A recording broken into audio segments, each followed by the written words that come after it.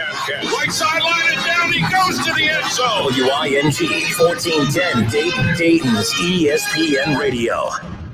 It's the Justin Kinner Show, live here on ESPN Dayton, 1410 Wing AM. Tweet the show at 1410 Kinner or give us a call at 457-9464. We now send you to the Wing Studios in Kettering. Here's your host, Justin Kinner.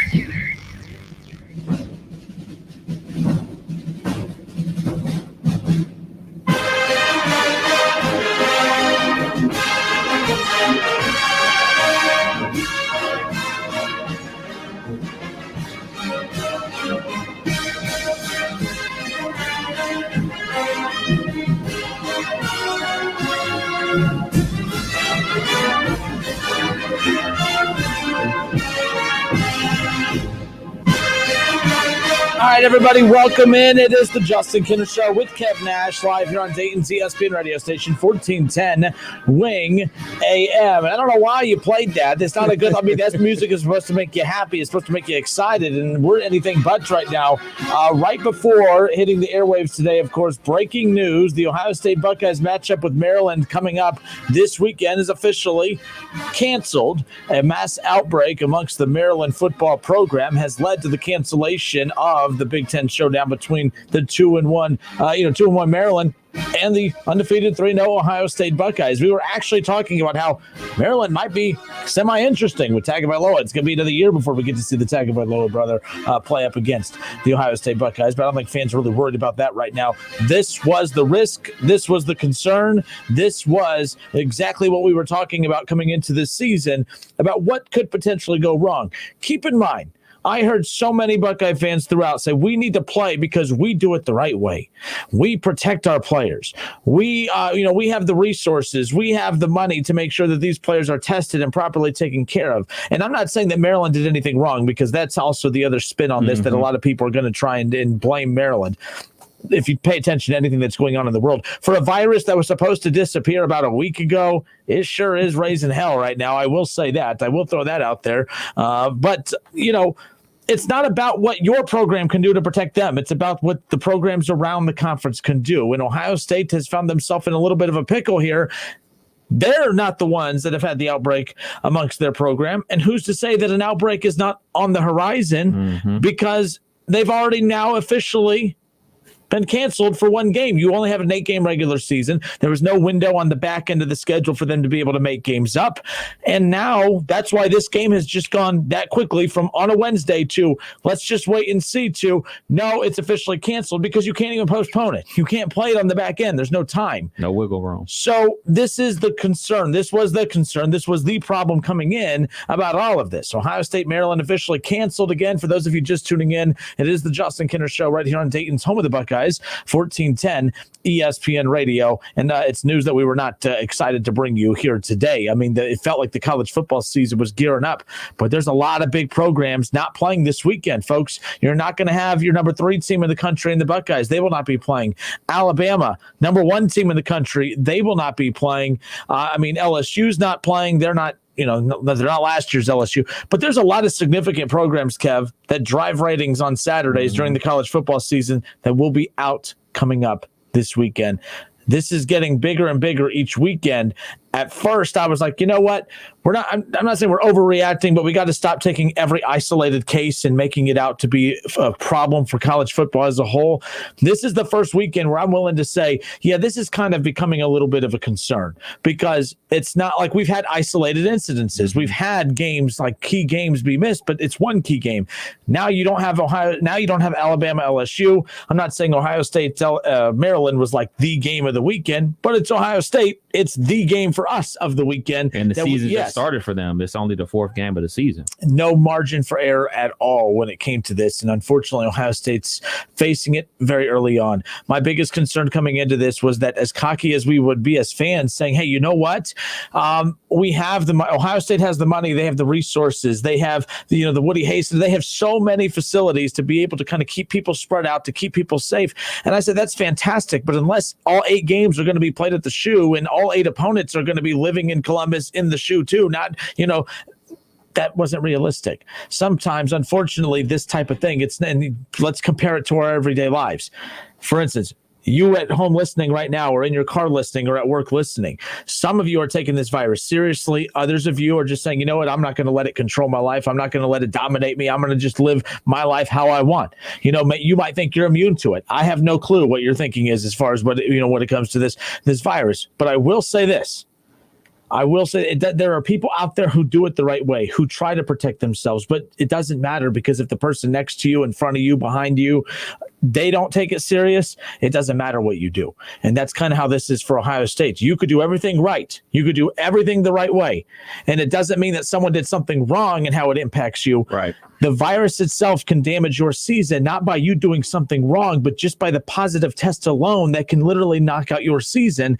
This is why I'm not chuckling that the Buckeyes are playing this weekend, but I got lit up on Twitter because I was annoyed that the Notre Dame fans rushed the field. Mm-hmm. Everyone started trying to be, Facebook MD, Twitter MD, trying to tell me how the virus isn't that serious. I said, well, regardless of your opinion of the virus, a positive test, whether you think the virus is serious or not, the positive test, you don't get an opinion on that, because the fact is a positive test totally wreaks havoc on an entire team and on its entire future of games. So this is why it's a concern to me when you see some programs out of the SEC not taking it serious. Then you have a program like Ohio State who is. I'm not even saying Maryland did not, but you can't control this virus. You can only control what you do and just hope that you do make the right decisions along the way.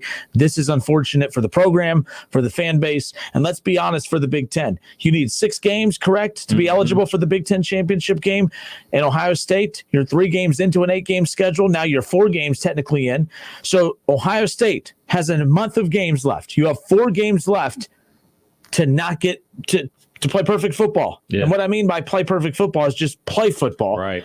Because you can't have an outbreak.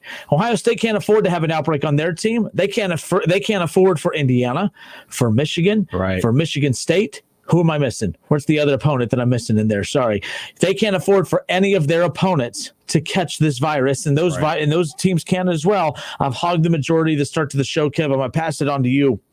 But this was not the news I was expecting. It's bad. Indiana, Illinois, Sparty, and Michigan. It's a very serious situation. And, me being an avid college football fan, I watch a ton of college football, and not just Ohio State and everything like that. So when I see these smaller programs getting games postponed or canceled and everything like that, it always alerted me. But this is the real week. This is the real week where it's major. We already had Nick Saban have a false positive or whatever. We had Sunshine down there in Clemson come down with COVID and everything and missed 2 games already. But now, this week, you got the postponement of Bama at LSU. You got the cancellation of Ohio State at Maryland. The postponement of number 5 Texas A&M at Tennessee. You have the postponement of number 12 Georgia at Missouri. Just a few. The postponement of number 24 Auburn at Mississippi State. That's just this weekend? Yeah. The postponement of Memphis at Navy. The cancellation of Air Force at Wyoming, and also the postponement of Louisiana Monroe at Arkansas State. That's just a small cluster of the games that have been postponed / canceled this week. And if you haven't noticed, hey, man, last week was real nice. There was a major event that took place on Tuesday and got announced over the weekend where people are out celebrating, the president-elect and everything like that. So numbers are going to continue to go up because people are out having a good time celebrating, the president-elect and everything like that. Just like there was a spike after Halloween because people don't want to pay attention. People don't want to wear a mask. People don't do whatever they want to do. So whenever you're out and about, I wore a mask on Halloween. I wore Ghostface, just so we're clear. So when people are out and about, you're spiking it. And then Saturday night, you and I both saw it. Matter of fact, a lot of people saw it. The game of the night, the game of the year so far. Notre Dame beat number 1 Clemson at home, and their fans rushed the field. And I tweeted out right then and there, big Rona. And what's happening? People are popping up with the Rona. It's real. It's real. Yeah, and I think that's the one thing that people are continuing to fail to realize is that everyone has their opinion. Like, this is what I'm not doing a good job of really trying to verbalize my views on this in regards to, it's not really my views on what I think about the virus itself. My views stem from how the virus impacts sports by just a positive test alone. Right. People act like that the only, if you test positive, unless you die, people act like, well, then what's the big deal? If you're not going to die from it, then who cares? I'm not even trying to get into that side of the conversation. I'm just trying to have a sports opinion on the impact of the virus, because we all know that the impact of the virus itself, of a player testing positive or a coach testing positive, that's where the concern truly comes into play. That's where it impacts everybody. Who knows what's happening at Maryland? I don't know. I haven't read the official report as far as like how widespread the outbreak is. And we hope everyone's okay over in Maryland. But keep in mind right now, as far as I'm concerned, this is only going to continue moving forward. And my concern for Ohio State is that when you came into a season late, all right, remember the Big Ten started a season a month and a half or a month later than everybody else. Clemson and Alabama were already playing games like 4 and 5 or 3 and 4, I believe, when Ohio State was kicking off their first game of the season. So you're already behind the 8 ball there. You had, zero margin for error. All games have to be, you have to get them in. You have to at least 6 games to get to the Big Ten title game. You only have 8 games. You only have 8 weeks. There is no time at the end for any kind of makeup games. The SEC has that privilege. But the problem is the SEC is starting to run out of time. Exactly. Because those postponed games are starting to rack up a little bit. Yeah, multiple postponements for teams like A&M and Tennessee. So here's, as creepy as this sounds, the Big Ten has to keep rooting for the SEC outbreaks to keep going, right? Because that will tip the scales in the pressure cooker for the College Football Playoff Committee, because they may not have a choice but to push back the College Football Playoff by a week, 2 weeks. I've been against that. I told you at the beginning that, hey, you can't just stop and slow down for 1 or 2 programs. But what happens when an entire conference gets wiped out? That's a totally different conversation. So I know this sounds weird. I'm not pulling for a conference to just continue having outbreaks. I hope that's not what people are taking what I'm saying as. But it is kind of strange that the Big Ten's best chance here to potentially have time to make up games is maybe if the College Football Playoff Committee probably is going to have to come out at some point and say, we're going to be flexible here. We are going to push this kickoff back as far as the College Football Playoff is concerned. I'm not a fan of that. I didn't think that they should budge. But right now, this is becoming, this is because back when I said that too, we were having maybe 1-2 games a week. We're talking about almost the entire SEC schedule was wiped out this coming up weekend. The only team that people care about in the Big Ten, their game's already canceled this season in Ohio State. It's starting to pack up. It's starting to pile up a little bit. Yeah, here's the official statement from Maryland. Maryland football will pause all team-related activities due to an elevated number in COVID-19 cases within the program. The Ohio State game scheduled for Saturday, November 14th has been canceled and will not be rescheduled. That's all we got. It will not be rescheduled. And again, you're probably saying, well, it's just Maryland. You're right. It's just Maryland, but it is a game, and you need games right now to continue piling up. What's up? Adam Rittenberg, he's been on the show a couple times. He has the best tweet I've seen all day. Ohio State, Alabama this week, anyone? They're both free. Yeah. Dial it up, baby. Come on, Ryan Day, get on the phone. Let's just skip all the other stuff. Just play. So let me get you right, though. Ohio State and Alabama both. Okay, but see, no, it won't happen because the Big Ten is conference only. They won't allow that to happen. Well, remember Nebraska, they tried to branch out and schedule a game, and they said no too. Level. This is next level. That's true. We can make it happen. We have a voice here. No, so you know who you sound like right now? Tony La Russa. That's you're trying to pull that. Hall of Famer. Hey, you know who? But you're starting to sound like that. Ohio State should pull a Tony La Russa and say, you know who I am? I got rings, baby. I'm the Ohio State University. You let me play who I want. That would be interesting, but no, I don't see the Big Ten doing that. But if you're just tuning in, it's the Justin Kinner Show live here on Dayton's ESPN radio station 1410 Wing AM. We are also Dayton's home of the Ohio State Buckeyes. And of course, that throws a wrinkle in our programming set for the weekend. This Saturday, we will have a void during the day. No Ohio State football, of course. Ohio State, Maryland canceled. That news breaking literally just minutes before us hitting the air. But 457-9464, this game that is missed. Again, it's not really so much about the opponent as it is another game off the schedule. A season that was shrunk to 8 games is now shrunk down to 7. And it could be more. I mean, you look at the Pac-12, they're coming in. They only have 6 games on the schedule. They have no room at the back end to make games up either.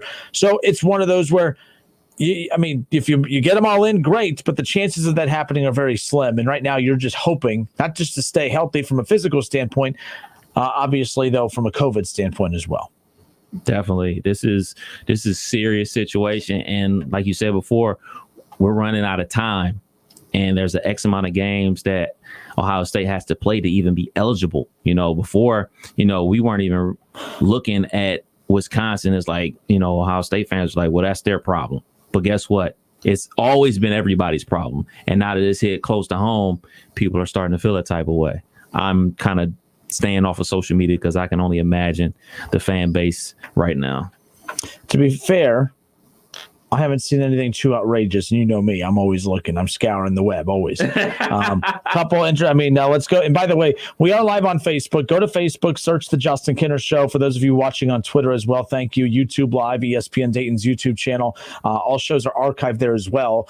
So the second that the show is done, head to ESPN Dayton's YouTube channel. You could watch the show in its entirety as well as select segments. But head to Facebook, search The Justin Kinner Show. Leave your comments in on the conversation in the chat section, which is where we're going now. Ron Howard says, of course, only hurting Fields' chances of a Heisman. Maybe. I think the last thing. Yeah. Yes, you want him to get a Heisman, but you're right. He's not wrong. But I don't think that's at the top of the priority list as far as concerns amongst the virus kind of impacting this game with Maryland coming up on Saturday. Lamar Shelley on Facebook says Ohio State may have played their last game. Explain, Lamar. I disagree, but you might be viewing this from a different perspective than I am. I don't think so. This isn't an outbreak on their roster. We'll see. Yeah, like you said, it really doesn't matter what happens inside of Ohio State's program. Everybody could be testing negative. It's really all dependent on the teams that you play, how they're taking it serious. And like I've been saying for a couple of days now, when you have teams with high expectations like Maryland, like Michigan had high expectations, who's to say people are going to remain focused and locked in on staying COVID safe? When you lose that second game, man, gotta start thinking about the NFL. They start seeing you got to remember, these guys are on a college campus. Believe it or not, there's still college parties going on. So when they see everybody going over to the college parties and everything, having a good time, and they're sitting in their dorm room just watching all the fun passing by, and they got 2-3 losses already on the season, that inkling to go outside and have some fun is going to be a lot stronger than it was when you were 5-0. Now that you're 5-2, 5-3, you're about to go out and have some fun, man.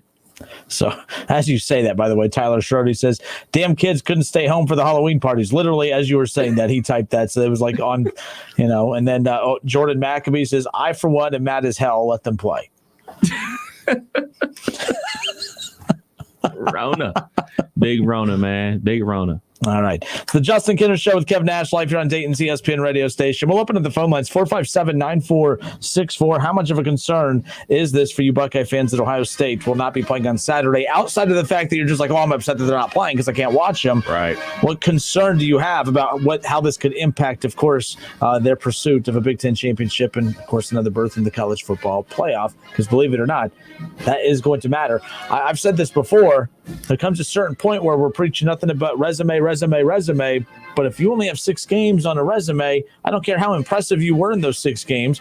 Is it strong enough to outlast teams who have played 9, 10, and 11 games? Something has to. Is it Ohio State's fault that games have been canceled? No. But it's also not the responsibility of those other teams who have played 9, 10, 11 games to care about that situation either. So this is far from over as far as how this is going to be judged and perceived moving forward, especially with the playoff rankings coming up around the corner. The hits keep coming. I don't necessarily disagree with you, but what I will say, I kind of look at that almost like compilers in baseball. Just because you play longer than another player and racked up more stats than another player doesn't necessarily mean that you're better than player X that played less games that was more impactful. Is the college football committee has a tough situation on their hands. They've always had a tough situation on their hands trying to figure this thing out because, they like to try to play both sides of the fence and saying best 4 teams, best 4 resumes, all that type of stuff. It's always been up for debate. There's no year like this to go back to look upon. So this season right here is going to be difficult to pick that 4 teams, man, or that 4th team. We just don't know what's going to happen. And we're looking at the Big Ten and Ohio State. But don't think that SEC is just a guarantee to make it all the way through the end, man. Like, it's crazy out here, man. Like, I know people are looking at the numbers and saying, oh, well, it ain't that bad. Trust me, it's getting worse every single day. And you can feel however you want to about the virus itself, but these protocols are put in place for a reason. And once these protocols are put in place, they have to follow them. So if the Rona ain't real, it's just to go out on the limb and say, oh, man, it really is just the flu. But guess what? The protocols are already put in place, and you have to meet these certain protocols in order to play a football game. And if you don't play that football game, then what? Cancellation, postponement. Multiple postponements in the SEC means they're going to have cancellation games too. So everybody's playing in the same field, man. It's going to be cancellations. Nobody's going to make it to the finish line playing every single game. I don't think so, at least. Tony Moreno on Facebook says there will be other games. It's only the snowball. He goes, this is the start of the snowball. It's just going to keep rolling, getting bigger and bigger. I'm still not at the point where I'm going to overreact to this yet. It's unfortunate, but again, you're right. Those protocols are put in place. There will be certain teams that don't make it to the finish line, but I think that every single conference that signed off on starting the season knew that that was a possibility. I don't even think that those people who are in charge are freaking out yet, because we all know that when you play during a pandemic, that this is what could and most likely was going to happen. So I disagree. So now we're having a back and forth. Don Roberts says that Jordan, who earlier said, I for one am mad as hell, let them play. Don Roberts on Facebook says Jordan must go to work with the flu. I'm sure coworkers appreciate that. So, and then McAfee says, if the other players all test negative, why not let them play? National championship is important.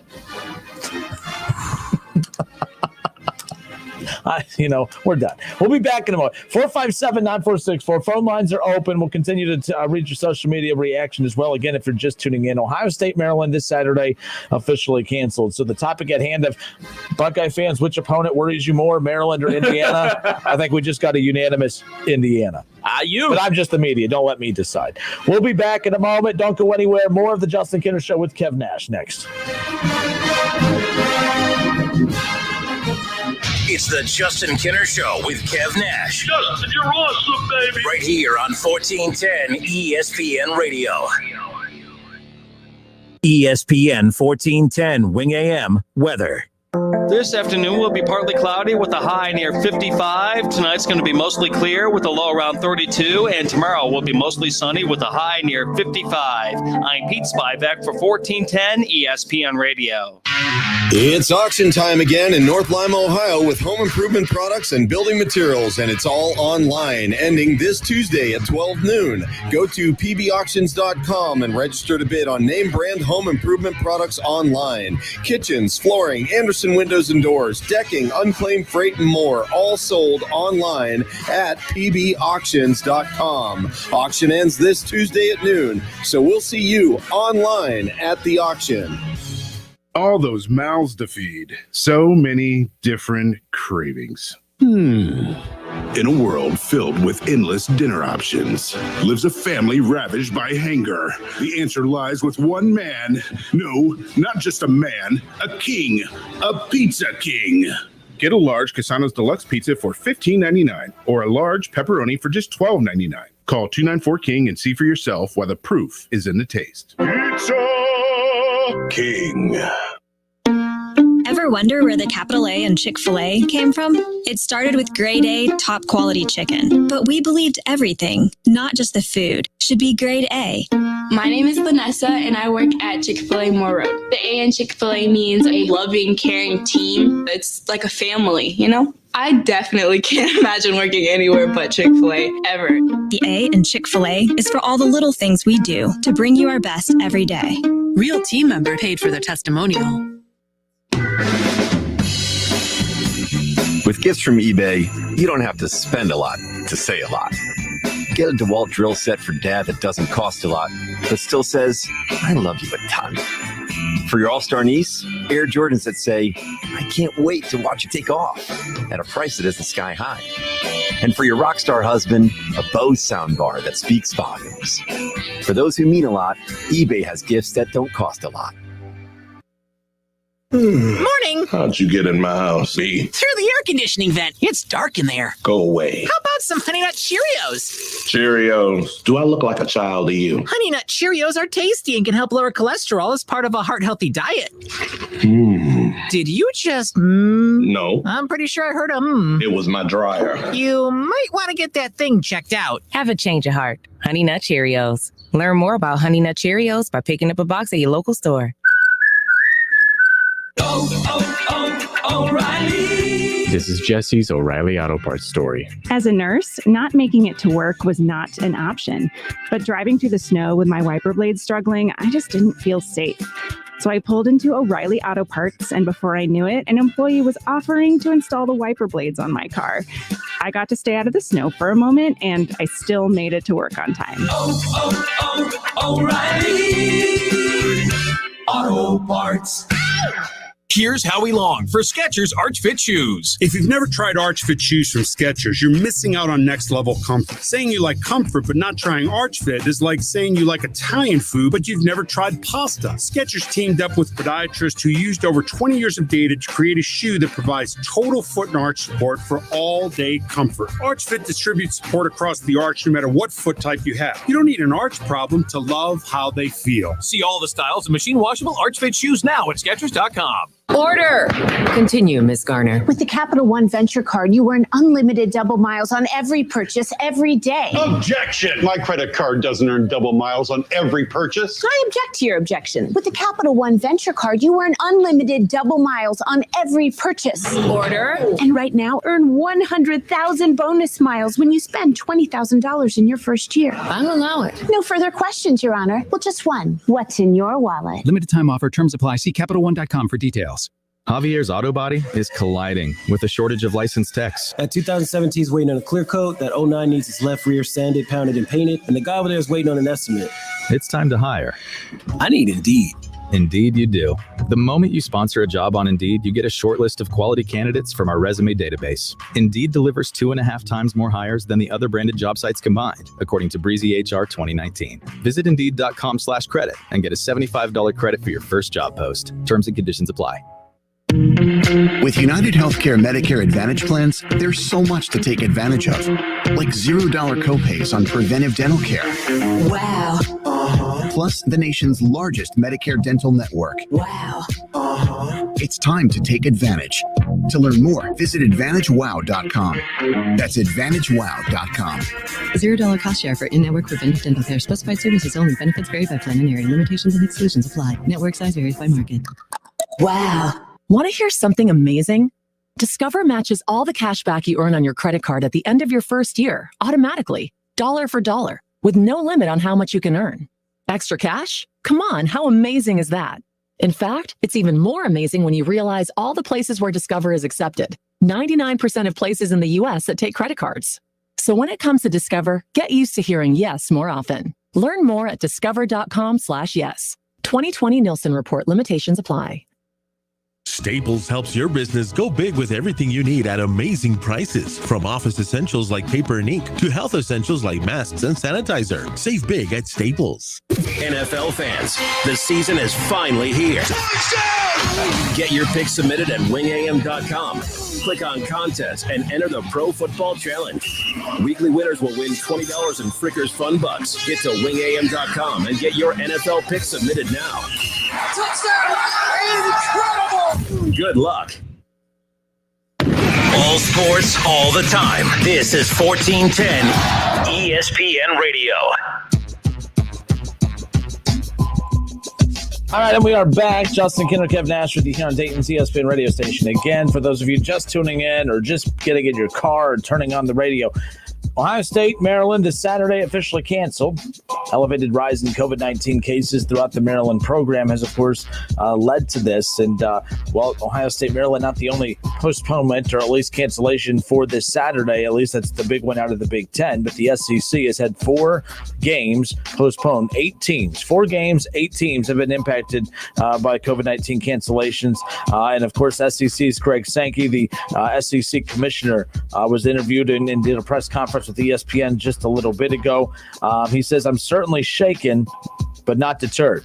So he's still confident that they're going to be able to get to finish out the regular season and be able to crown a conference champion coming up at the end. He goes on to say that, "I'm certainly shaken, but not deterred." He said that the biggest challenge to playing continues to be the number of players held out because of contact tracing as opposed to players with positive test results. And I really wish I would hear this interview, because I hope he didn't say that with a duh faces and like, man, I had no clue that this was going to be this way. This was kind of what we were all saying. I mean, I remember going back months and months and months, we were doing the whole, well, what happens if this offensive lineman right here gets it? But he has an offensive lineman to his left. He has an offensive lineman to his right. And that, he has the quarterback behind him. You're going up against the defensive line over here. That's a lot of guys that have to now be put into that, contract tracing protocol too. So yes, of course, like this isn't just about the positive test. This is just about being in the vicinity of a positive test. Of course. Of course this was going to happen, which is why I'm not ready to throw out the white flag yet. But at the same time, you have to, acknowledge the fact that the games are starting to get postponed and pulled and canceled, delayed, whatever you want to call it, in more masses now than what it was, those singular, isolated incidences to start the season. So keep that in mind. I don't know where we're going from here, but it's hard to argue that all of a sudden it's just going to stop, because the virus isn't just going to stop. And if the virus doesn't stop and it keeps spreading, I don't see how these games are going to continue just out of nowhere, just stop being postponed and stop canceled. So, and it's only Wednesday. Yep, there could be more by the time it's all said and done. Ron Howard says, "How does other sports continue and finish? Is it they're just kids here?" Well, no, Ron. I mean, because the NFL has the same protocols put in place too, the contract tracing, which, by the way, that's why Baker Mayfield was supposed to be out for this weekend, or at least they had anticipated that, because, of course, over the weekend, Sunday morning, it was announced that due to contact tracing, Baker had come in contact with someone who had tested positive. The protocol in the NFL is you have to test 3 times. You have to test negative 3 times before you can resume and return to practice. Well, Baker Mayfield did test negative for the 3rd time today, and he did return to practice, and he has been cleared, and he has been taken off that COVID list. So he is ready to go, at least as of now, for their matchup with the Texans coming up on Sunday. So, Ron, I don't think it's just because we're dealing with kids here. I think this is pretty much standard across the board. Contact tracing plays a role in everything. Big time. We still waiting on the situation to come down with the Pittsburgh Steelers and Big Ben and everything like that as well. You know what I'm saying? Him playing on Sunday versus the Bengals is still up in the air. So it's not just affecting college football. It's affecting the pros. We saw it affect high school football. Matter of fact, Alter's head coach tested positive for COVID. I'm so glad you brought that up. He's not coaching this weekend. Yeah, but explain how the team's allowed to play. I was hoping that you could, because I read the quote and I thought it was kind of strange. So glad you brought that up, because I literally forgot all about that. So Domside says he tests positive. Right. But I really wasn't around my team. That you mean I'm supposed to believe that you weren't around your team? You're prepping for the state tournament. So you mean to tell me that you weren't around your team at all? How, Kev? I don't believe that for one single second. I saw it on the news last night. I saw the statement and said something like he wears a mask while he's at the school, and he really doesn't have contact with his team like that. And I'm thinking, you're the coach. This isn't the NFL where you got a million different coaches. So probably only like about, don't quote me, but I'm sure there's probably only about a maximum of 10 coaches on a high school football team. So I'm pretty sure he's like out there with the kids and everything like that. And that automatically brings us to Northmont. In the situation I'm pissed if I'm Northmont. Like, hold on. And we got by with Troy and Fairborn, and I know I'm missing some others out there. I want to make sure, Yeah, like, so if I'm either of those schools that got booted out the playoffs, I'm saying, hey, man, we're back in the playoffs or something. Y'all better make room. If they're playing, we're playing. Yeah, there was supposed to be that big Northmont-Springfield match. Yeah. They were ready to get on the bus. They were ready to go. Woo. And then they get told that the plug's been pulled. I'm so glad you brought that up. So if you're tuning in, so Alter is going to be playing in the state playoff this coming up weekend, and their head coach tests positive for the coronavirus, but somehow, some way, protocol doesn't apply to Alter. I don't get it. If you're listening and you're a parent or you are in the know, please, by all means, correct us on something. What are we missing here? How, as a coach, can you pull off this is like Nick Saban type stuff. Like, Nick Saban got away with this. Nick Saban, he got back out on the field. He was coaching. After a positive test, he was coaching that same weekend. He pulled it off. Now, Dom Sites is doing, good for him. But my problem's not really with him. If he could pull off some kind of weird, movement of the word. Did he pull a LaRussa as well? Do you know who I am? You ain't gonna cancel. We're Alter. We're Alter, man. Like, seriously. To be fair, he's not coaching this weekend. To be fair, he's not. But it's still strange to me. Yes, it's very strange. You can't convince. You're the coach, and you're trying to say, but don't worry, I wasn't around my team. What the hell? Good coaching. I don't know. What do you mean you weren't around the team? What do you mean? And then, by the way, you had to have been around you had to be around the coaches who were around the players then, right? Like, I would love to apply for this head coaching job that you don't even have to be around your players or be doing anything. What are we doing here? So again, maybe I'm prematurely talking about something I don't know all the details to, but again, I just don't get that. And you're right. If I'm Northmont, I'm pretty upset. It is what it is. Yeah, at this point, I guess it is what it is. But I would be asking a lot of questions if I was at any of those other schools that got booted from the playoffs. So we're making too much of that, by the way. If you're out about listening, if your kid played on a team that had to have their season prematurely pulled because of a positive test, but you hear the Alter, and by the way, I'm not pulling for a full roster of kids to have their hopes and dreams be taken away from them because of this, but right. I'm not really questioning Alter or questioning Dom Sites. I'm questioning who's really the final decision maker here and who allows who and whom to play. I'm not calling for them not to be able to play. I would just like to know a clarification of why that's okay. Your coach tests positive, but the team could still go. I was under the impression that any positive test on a high school team, boom, plug's pulled. That's the impression that I got. But I wasn't around my team. So what are you talking about? How do you coach your team if you're not there? Here's the quote, if I can find it, because the page is during the school day, Mr. Dom Sites is diligent about wearing a mask and staying out of 6 feet of any students. Okay, I don't care about that. We should just assume that anyways. I don't know what that has to do with anything. That's the quote that was on the news last night, and I was just sitting there like confused, like I don't understand. What does that mean?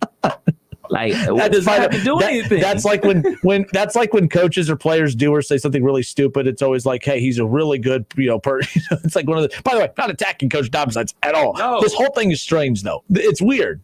It's very weird. I don't know, man. We can go around and around about this and say it's a million different ways, but I would need a lot of questions answered if I'm at any other school that got booted from the playoffs. But hey, you know what? CJ Hicks, future Buckeye, he still gets to play, still chasing that championship. Good luck. Drew McDonald, Brandon McDonald, really good running back. In fact, they knocked out Trotwood a few weeks ago. McDonald really ran for 300-something yards, 5 touchdowns. There's a ton of talent on that team. So again, I'm not pushing for them not to be able to play for a state championship, but someone needs to point out what loophole they found in the rules to be able to pull that off. But 457-9464. But yeah, if you're just tuning in, it's the Justin Kinner Show right here on 1410 ESPN Radio. Kev Nash, Justin Kinner with you here. Go to Facebook, search the Justin Kinner Show, and you can jump in on the comment section as well. And but yeah, if you're just tuning in too, what we're discussing is again, the rule in high school is that, if any player tests positive or there's a positive test, unfortunately, your season just comes to an end. But somehow the head coach of Alter, Coach Dom Sites, he tests positive, which, by the way, in all seriousness, I can't believe we got this far into this conversation without making the comment of, I hope he's fine and I hope he's okay and continues, to fight through that. But it just doesn't make any sense. I'm more so along the lines defending the Northmonts and the Fairborns and the Troys and the schools who had their seasons prematurely come to an end because of positive tests and why they're allowed to keep playing. So I'm not really pulling for them not to be able to play. I'm just looking for the answer somewhere in the middle, although it does sound like we are really attacking Alter, so I need to change my tone. I will will apologize if I've upset a parent or administrator there. I apologize. I really was attacking the school. I'm just trying to question how and who makes that decision and how that's acceptable, I guess. But we'll be back in a moment. We'll take more of your calls when we come back. 457-9464. More of the Justin Kinner Show with Kev Nash next.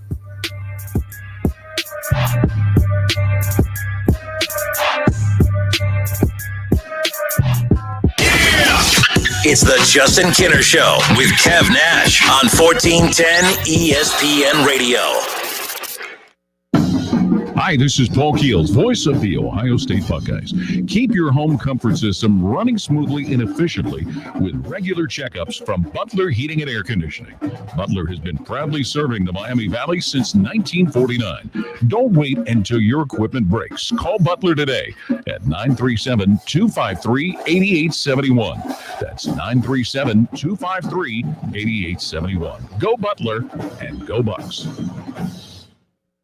If you're a business owner, you don't need us telling you that running a business is tough, but you might be making it harder on yourself than necessary. Don't let QuickBooks and spreadsheets slow you down anymore. It's time to upgrade to NetSuite. Stop paying for multiple systems that don't give you the information you need when you need it. Ditch the spreadsheets and all the old software you've outgrown. Now is the time to upgrade to NetSuite by Oracle, the world's #1 cloud business system. NetSuite gives you visibility and control over your financials, HR, inventory, e-commerce, and more. Everything you need, all in one place, instantaneously. Whether you're doing $1 million or hundreds of millions in revenue, save time and money with NetSuite. Join the over 22,000 companies using NetSuite right now. Let NetSuite show you how they'll benefit your business with a free product tour at netsuite.com/report. Schedule your free product tour right now at netsuite.com/report. netsuite.com/report. At Encova Insurance, we're committed to leaving a lasting impression in all communities we serve. We support local causes that mirror the values and interests of our associates, agents, and policyholders. We partner with organizations that are dedicated to improving lives. We are committed to building something greater than ourselves, encircling our communities with strength and support. We are Encova Insurance. Learn more at Encova.com. Susie, I love you. Your skin is soft, like a fresh leather interior. Oh, Joe. Your smell is intoxicating, like that of a new tire. You always know how to make me blush. So this year I got you something special. Tires! Touring tires with an asymmetrical tread design. Yeah, and a free alignment with standard installation. It's just what I've always wanted. Susie doesn't know that Joe saved $150 at Tire Discounters. This holiday, say it with tires.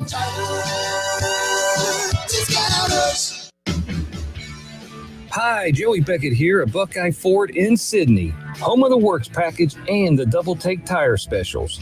Call today for your appointment, 937-419-8473 or 1-800-700-0050. Buckeye Ford in Sydney, exit 92 off of I-75. We'll see you soon.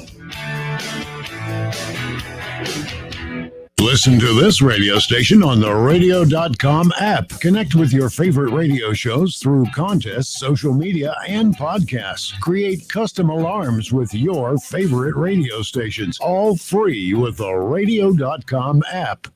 It's time for some straight talk. Look, we all drop our phones. It happens. You fumble it, crack it, splash it.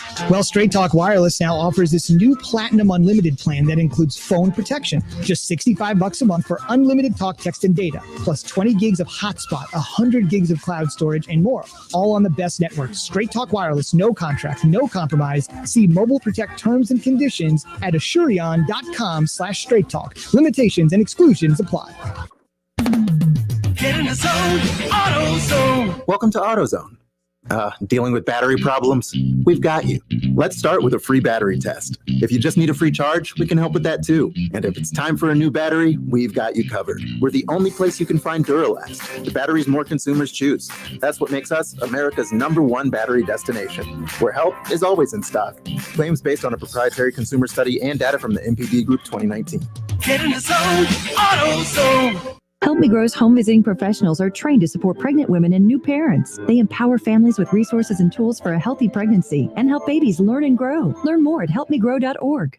He's a former Buckeyes great and now a college football Hall of Famer. And don't forget about his 13 years of NFL experience playing for the Eagles, Dolphins, Jets, and the New England Patriots. He's Dayton's own Keith Byers. Hang out with him every Monday at noon on The Keith Byers Show, presented by Lee's Famous Recipe Chicken. College football playoffs, Browns, Bengals, Buckeyes, and more. Catch the Keith Byers Show Mondays at noon on 1410 ESPN Radio.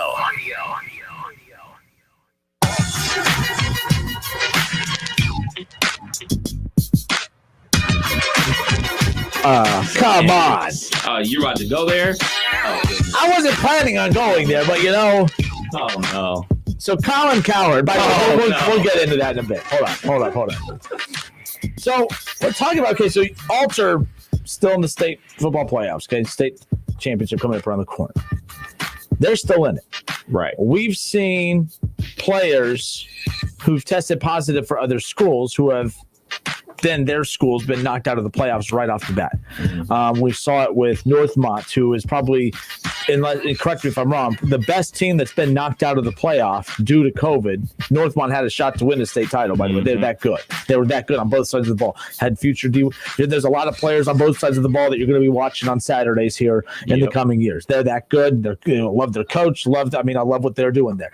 They're the best team, in my opinion. And again, I don't know all the teams around the state of, across the state of Ohio that had their plug pulled on the season due to COVID. But the one that I know of, Northmont, is, they really got kind of shot in the foot as far as that goes. So we watched it happen to them. We watched it happen to Fairborn. We watched it happen to Troy. And I'm pretty sure there's many others that it's happened to around here, and I'm probably just missing some. But all of a sudden you get to this situation where we're heading into the final games of the season, and all of a sudden we're not playing by those rules anymore. A coach tests positive, and Coach Domside's for Alter. And again, I'm not making light of that. I hope he's okay. We're just talking about the criteria for how it's determined when a team's plug gets pulled on a season. So Domside gets tested. He tests positive, but his team somehow gets away with continuing to play by them saying, well, he wears a mask and he social distances, and he wasn't around his team, so there's no worry about the players at all. Like, Kev, it doesn't work that way. So, real quick, sorry, Lamar Shelley on Facebook, this is his comment on the whole ordeal, and I'm curious your thoughts. I don't know if this is necessary. I don't think it's necessarily true, but it's quite the conspiracy theory that is worth looking into. He says that, and again, we're live on Facebook. You can jump in and leave your opinions on our conversations in there, and we'll read them on the air. Or, of course, you can give us a call at 457-9464. Lamar Shelley says, I believe that the closer any sport gets to a championship, the less testing they do and the less attention to detail of the protocols that they pay attention to. He goes on to say that the guidelines seem to get overlooked. I don't think Major League Baseball followed all guidelines the closer they got to the World Series. Now, that's a big jump, a big gap between Ohio high school football and Major League Baseball World Series. But I agree with them about Major League Baseball. I do believe that once they got to the World Series, they just said, come on, we have at least 7 games left. Let's just get this over with and get the hell out of here. Could that be the case here? I don't get it. I have had people message into the show. I've had about 6 or 7 replies saying that no one understands how they're still allowed to be playing. So I'm not attacking Alter here. This is the chance for all the people in the car that are pissed off right now saying that we're attacking Alter. This is your chance to rebuttal and tell us why we're wrong, because we're basically saying, hey, I don't understand. We don't get it either. Yes, it's a question. It's more of a question. I sound like a jerk every time I say anything. So, of course, it comes across that way. But I'm being serious. I have no idea how they're still allowed to play. I want them to play. I want to watch CJ Hicks. I want to watch Brandon McDonald. I want to watch all those kids play. But I don't get it. And to say, oh, well, the coach tested positive, but he wasn't around the players, that doesn't make any sense. It's the playoffs. You have practice every day. You're the head coach. You're around your team. So I don't get that. Well, he wears a mask and he social distances. Okay. And you still have to. We just got done talking about Ohio State having their game canceled this weekend because of another team. Right. And Maryland's having to cancel because, of contact tracing, that there's just not enough time to go through all the contact tracing protocols and to have them be prepared to play on Saturday. I think the thing is that they're not making it mandatory that high school athletes test. Like, you only test if you're feeling sick. Like, I believe, they do the whole how you feeling, temperature check. and go, So I don't think people are being tested. Like there's, like we were talking about before, like who's going to pay for all these tests? Like there's no way a high school district could pay to have their student athletes tested every single week or 3 times a week like the Big Ten does. So they were basically going out there on a hope and a whim, hoping nobody catches COVID and everything like that. But you only get really tested if your parents take you to go get tested and because you're not feeling well. So that's my thing about it. Like, somebody could be under the weather but they're not saying anything. Yeah. It's like, hey, how you feeling? I'm fine. Well, you sound a little sick. Nah, it's just allergies. Oh, man. We're going to hell. I don't know what you do. I mean, Justin Nickel on Facebook says, it's a serious situation for young and old, even now more than ever with the rising numbers and holidays happening. We need to continue to protect ourselves, families, and friends. He goes, I love sports, but not at the risk of students getting sick or professional players. But 457-9464 again, in response to that, Ron Howard goes on to say that after the Dodgers won the World Series, 7 players tested positive. Of course, I don't know all the full details about if that stemmed back to Justin Turner, because remember the big storyline after the World Series, Justin Turner was pulled from the World Series. He was told he had COVID-19. He ignored the team doctors, and he went right back out on the field knowing that he has COVID and continues to celebrate and dance around with his teammates. I'm not against guys having fun and celebrating. I kind of have a problem, though, when you have a contagious virus and you just say, screw it. I'm going to go out and celebrate. I'm going to do me. I have a problem with that. Who we got? 457. We got Mark on the line. Mark, welcome in, sir. How are you? Good. Today is the day when I'm actually going to agree with you, JK. To be fair, you do agree with me more than you like to give yourself credit for, because I feel like every time you call, you say, man, I'm actually agreeing with you. I think you're kind of you're team JK more than you think. I agree with you, but I don't lead you on to think that I agree with you. Fair enough. That's fine. That's Hey, I just pulling out of my office, and are you saying that Alter's still in it, but their coach is positive? Yes, and again, I got to be careful with this because I don't know the full details, but I mean, it's in the article we just read. Daily News put it out. He tested positive. He said he's not around his teammates, or he's not around his players, so he's not going to coach the game this weekend, and his team will still play. I'm not advocating for teams to have their dreams and hopes shattered, but I am advocating for answers to say, well, how can you justify that? But other schools, like we talked about Fairborn, Troy, Northmont, they had to have their whole seasons prematurely pulled because of outbreaks like that. So it's strange. That's like to me. It's like saying you're the bus driver, but you're not around the bus. So here's my thing, and I don't agree with that. But my understanding is, and the reason why I'll bring this point up is, when Schlemmer was still on the show, I called you guys in the summer, and I said, wait till you see Northmont this year, because remember I told you a kid was transferring from my alma mater, Greenon High School. Oh, the quarterback?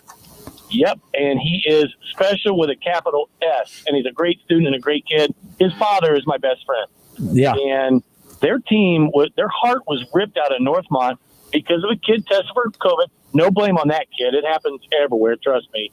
But OHSAA put a rule in that if anybody tests positive on that team, it's a forfeit, state playoffs included. So the rule really hurt Northmont, but I can't see how if the coach is COVID, how in the world they could continue to play. All right, I got a question. So could it be possibly, since Alter is a private school? Well, that's a great question. Are you saying they might be exempt from maybe a couple of those rules? I don't know. I'd like for somebody. It's just something in the dark, because I mean, obviously, every other school we've been talking about is a public school, so that's the only difference, right? You're exactly right. That's a great question. I never thought about that. I do want to say, and I'm gonna make it short. Keep your eye on Cade Rice from Northmont. Oh yeah, he's had a lot of looks. Some great schools. Kid's a very smart student, so he's had some Bucknells and Central Michigans and Indianas, but he's special. He was special at Greenon, and he stepped up to a big time level. It's just sad his season and their season was cut short before we could see what they could do in the state playoffs. But No, I agree. Keep in mind, and he also had the pleasure of playing with Marcus Allen too. I mean, I was so bummed because we did a game every week and we couldn't get to a Northmont game. I was so bummed about that. Can you imagine? I mean, watching those two play, I mean, it had to be a treat for Northmont fans. So yes, I'm not screaming and mad at Alter because they're still playing. I guess I'm more upset for a guy like you just talked about, Cade Rice in Northmont, who they had their season pulled out from underneath them, but they're watching other programs with positive tests within their high school programs, and they get to still keep playing. So that's where I'm kind of advocating for that side more than saying, hey, Alter should not be playing. It's more just wondering why. Sure. And I know Cade personally, and I know Dad obviously is my best friend, but I watched that kid play last year at Greenon, and it's a small school, Greenon, so between Enon and Springfield. It was like a video game watching him play against other schools, 600-700 yards offensive game, passing, running combined. But then to jump into WOL and lead them in passing and then in the top 15 in rushing, he is like a lean, mean machine at 6'1", 6'2", 200. Not a lick of fat. He's not thick, but he is chiseled, and what a bright kid. And my hat's off to all those kids at Northmont. But anyway, great show. I just want to call in, give my kudos for Northmont, and keep up the great work, guys. Appreciate it. Thank you so much. Appreciate it. All right, 457-9464. Justin Kinner, Kev Nash with you here, absolutely. And the way he described him, that's how people described me and my athletic prowess back in the day. All right, so again, if you're just tuning in, we're curious about what's going on with Alter still in the OHSA state playoffs right now. I don't want them to not play. I just want answers as to why they're still allowed to play. Their head coach and Coach Domsides test positive. I hope he's okay. But to me, that's a positive test within a high school football locker room. And every other high school football program that had a positive test, their season came to an end. They were just eliminated from the playoffs automatically. It was an automatic forfeit. And I don't get it. I'm not advocating for them to not have a game. I'm advocating for answers so that schools like Northmont and Fairborn and Troy and others who had their seasons prematurely come to an end, so they could say, oh yeah, that makes sense. This doesn't make sense. So there you go. Who we got, Kev? We got DoorDash Ray. DoorDash Ray, what's up, man? How are you? Hello, my friends. Hey, look, I'm telling you, man, I think it just depends on who you are and where you're at when it comes to this the COVID thing. Because like I said, I've said several times before, my daughter's a freshman, in high school, and she's on a select softball team. Now, we just went to Chattanooga this weekend, and it's like when we were in Gulf Shores, Alabama, one of her teammates had COVID, and they found out later, but they played. They didn't go back and require testing for anybody, and these are like 13, 14-year-old kids. So, and I think it's just it's a matter of who they play for and what kind of rules they seem to follow on their own. I don't think there's a mandate. I don't think there's something that everybody is following to the letter. I mean, even professional sports, look what they did just a couple weeks ago with the Raiders, who I live and breathe the Raiders, man. Like, matter of fact, next time you talk to Jason Fitz, tell him that there's a diehard Raider. What's up with all you damn Raiders fans? You guys are starting to get on my nerves. Raiders fan Jerry, Raiders fan DoorDash Ray, Raiders fan Jason Fitz. I mean, my goodness, you guys are 5-3, and all of a sudden you guys are coming out from everywhere. My goodness. I've been a fan for 40 years. I've seen the ups and downs and a lot of the downs. Trust me. So it's nothing but a losing season after losing season, and I've lost all my hair. I'm down to like 80 pounds. I just worry constantly. So, but no, I really do. On the COVID thing, I don't know how these teams manage to keep playing. Because, I mean, but there's got to be something going on behind the scenes that keeps these things going. And it's not fair. You're right. There's certain teams that got kicked out and were not allowed to go through. And there's other things like, little kids select softball that, somebody tested positive. We're going to keep on going with this meaningless tournament. And I don't know, man. I'm really curious myself how these things keep happening. So I don't know, man. I just I'm chiming in with you guys. And look, what was that bet about yesterday with Pittsburgh? Or did Kevin got to wear a Bengals jersey if they win? What is it? I can't confirm that I've taken that bet yet. I'm still weighing my options. Dude, you've got that steel curtain defense still. If you're worried about Big Ben, I mean, come on. You should have no problem taking care of the Bengals. I mean, it's still Pittsburgh. I don't care how you look at it. They find a way. You're undefeated. They're not going to lose this game, man. There's no way. No, come on. But if you do, you have to don a Bengals jersey. Is that what's going That's on? what's on. That's the bet that's on the table. I haven't taken the bet yet. You know what would be cool if you do pull out an old like Ken Anderson back in the day jersey, not this new one. If they have any just laying around, For sure. Throw an old school one on there like that to represent the good old days. Anthony Munoz, Ken Anderson, back when they were a real team. Not now. You said it, not me. You said it, Anyway. not me. All right, DoorDash Ray, get back to delivering. Are we calling you JK now? You call me whatever you want as long as it's FCC approved. Most people most people don't. All right. I love you guys. We'll talk to you later. Adios, man. All right. Coming across this, citing, Alter High School's head football coach test positive for COVID-19 from WHIO, .com. And, wanting just to make sure we cite that. But again, it goes on to say that, Alter High School head football coach Ed Domsides test positive for the coronavirus Monday ahead of their Division III state semifinal matchup. And again, they got Columbus Sales coming up on Friday night. Big game. That's a huge game in the state semifinals. But Alter's principal goes on to say, he tells, again, News Center 7 that Domsides would not be coaching at the game. He also said that the school conducted contract tracing after Domsides' positive diagnosis. This is where it gets a little dicey, though, Kev, because he goes on to say that during the school day, Mr. Domsides is diligent about wearing his mask and staying outside of 6 feet from students. You mean to tell me that someone's walking around with the ruler the entire time, making sure that he didn't come 6 feet within one single solitary student? Really? We're going to do that. We're going to do that thing where we try to talk to people like they're stupid and that they're not going to figure this out. I can't sit there and do that and fumble over my words after that. But, you see what I'm saying. He goes on to say, for that reason, none of his students were quarantined. What? You're just going to take him at his word? No offense. No offense to him. But what? You mean to tell me that you like Bubble Boy, you're just walking around with the 6 feet radius bubble around you that no one came within that little 6 foot radius? Are you kidding? To be fair, I don't know if schools can tell parents that their kids need to be tested for COVID. I don't know because I don't have kids, but I don't think an administration can say, hey, you got to go get your kid tested for COVID because the coach got COVID. I don't know if they can do that. So, and that's fair, but the football team, though. But, you're right. I'm with you. I'm just saying, So it goes on to say correct that the Alter football team played against Ross High School within their 48-hour look-back period. So they didn't stop anything. They were looking at everything within. And he goes, and the school looked at the bus ride, the game, and post-game activities. What? Again, he's doubling down, getting defensive. Again, he diligently wore his mask throughout the game, as did those non-players and assistant coaches on the sidelines.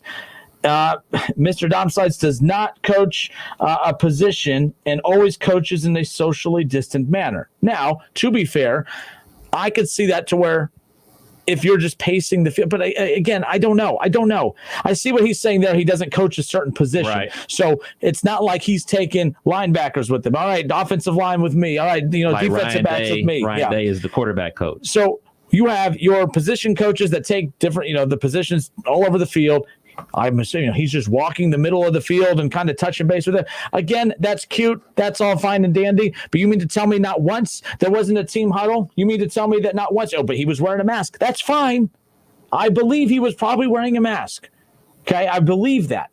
But as we know, with masks, you're supposed to wear them, but they're not bulletproof. Right. Condoms aren't even bulletproof. All right. So I'm just saying, people still wear them. So you got to do what you got to do. But I don't know. This sounds like a lot of excuse making to make sure that our alternates stay in the playoff because we got to win shape because winning trumps everything else, right? Getting the SEC on. It just means more at Alter then. I guess it just means more. I don't know. I don't buy it. I'm not accused. I just don't buy this, right? Like it seems very weird. He tests positive. He's been around students. He's been around his players. But, hey, he was socially distant the entire time. He never came within 6 feet of him. What? I'm supposed to just take you at your word? You're supposed I don't agree with that, Kev. I don't. I'm sorry. If you're supposed to be in charge of making sure that you're keeping your students and players as safe as possible, you're just going to take someone's word that, I made sure I was never once within 6 feet. Oh, okay. Okay. Go win that championship. You better win that state championship. You better win it, right? They got to. All right, we'll be back in a moment. 457-9464. We'll get back to your calls on the other side of the break. It's the Justin Kinner Show with Kev Nash, Dayton's ESPN radio station.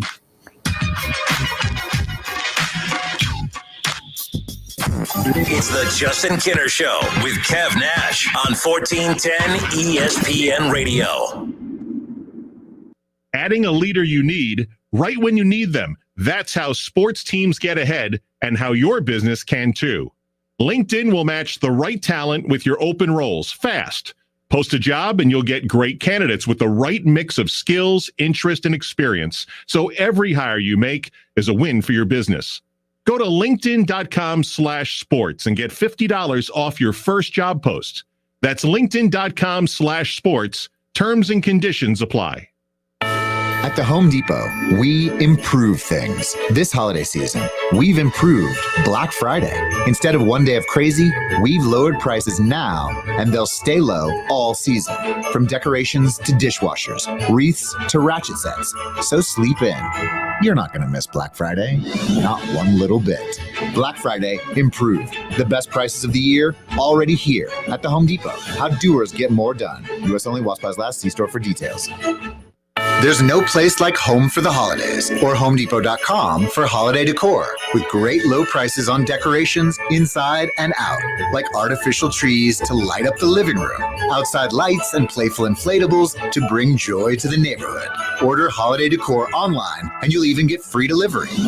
Holiday decorating improved with a wide assortment of holiday decor plus free online delivery from HomeDepot.com. How doers get more done while supplies last. Napa know-how.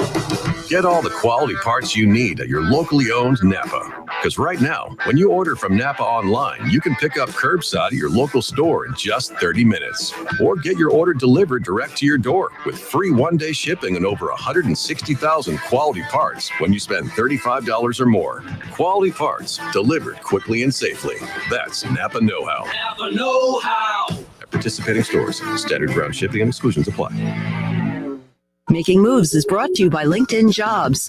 After falling to the Los Angeles Lakers in the 1982 NBA Finals, the 76ers needed to find the right player to build the ultimate winning team. In September of '82, they acquired restricted free agent Moses Malone. They went on to rack up a 65-17 regular season record and followed that up with a 12-1 postseason record. Malone won the regular season and NBA Finals MVP award. Build your winning team today. Go to linkedin.com/sports. Adding a leader you need right when you need them. That's how sports teams get ahead and how your business can too.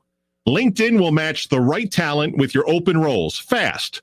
Post a job and you'll get great candidates with the right mix of skills, interest, and experience. So every hire you make is a win for your business.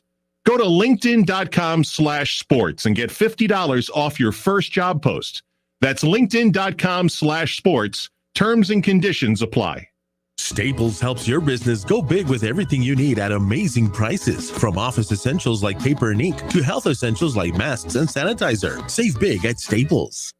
Don't miss the Justin Kinner Show with Kev Nash. Weekdays at 3 p.m. on Dayton's ESPN Radio, 1410 Wing AM. So you want to talk about outliers? Those guys are outliers. You're lucky that this thing's separating us. That's all I got to say. For facts, though. I got your facts right here. Listen, stream, and now watch. Search the Justin Kinner Show on Facebook to follow along. On Twitter, make sure to give us a follow. Search 1410 Kinner for Justin Kinner on Twitter. That's 1410 KINNER. And ESPN Dayton for the station Twitter handle. WING 1410 Dayton. Dayton's ESPN Radio. It's the Justin Kinner Show, live here on ESPN Dayton, 1410 Wing AM. Tweet the show at 1410 Kinner or give us a call at 457-9464. We now send you to the Wing Studios in Kettering. Here's your host, Justin Kinner.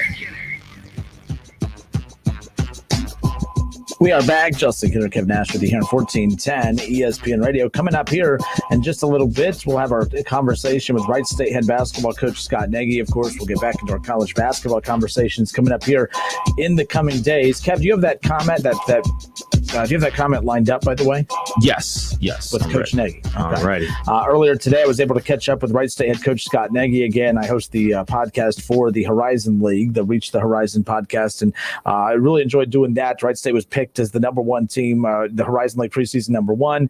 I was able to catch up with Coach Nagy, and of course I got to ask him about scheduling. It was interesting because UD's schedule came out today, and they tried to sneak this in there, by the way. They announced their conference schedule, but then they tried to sneak in the text at the top that, oh, by the way, we're only playing one non-conference game.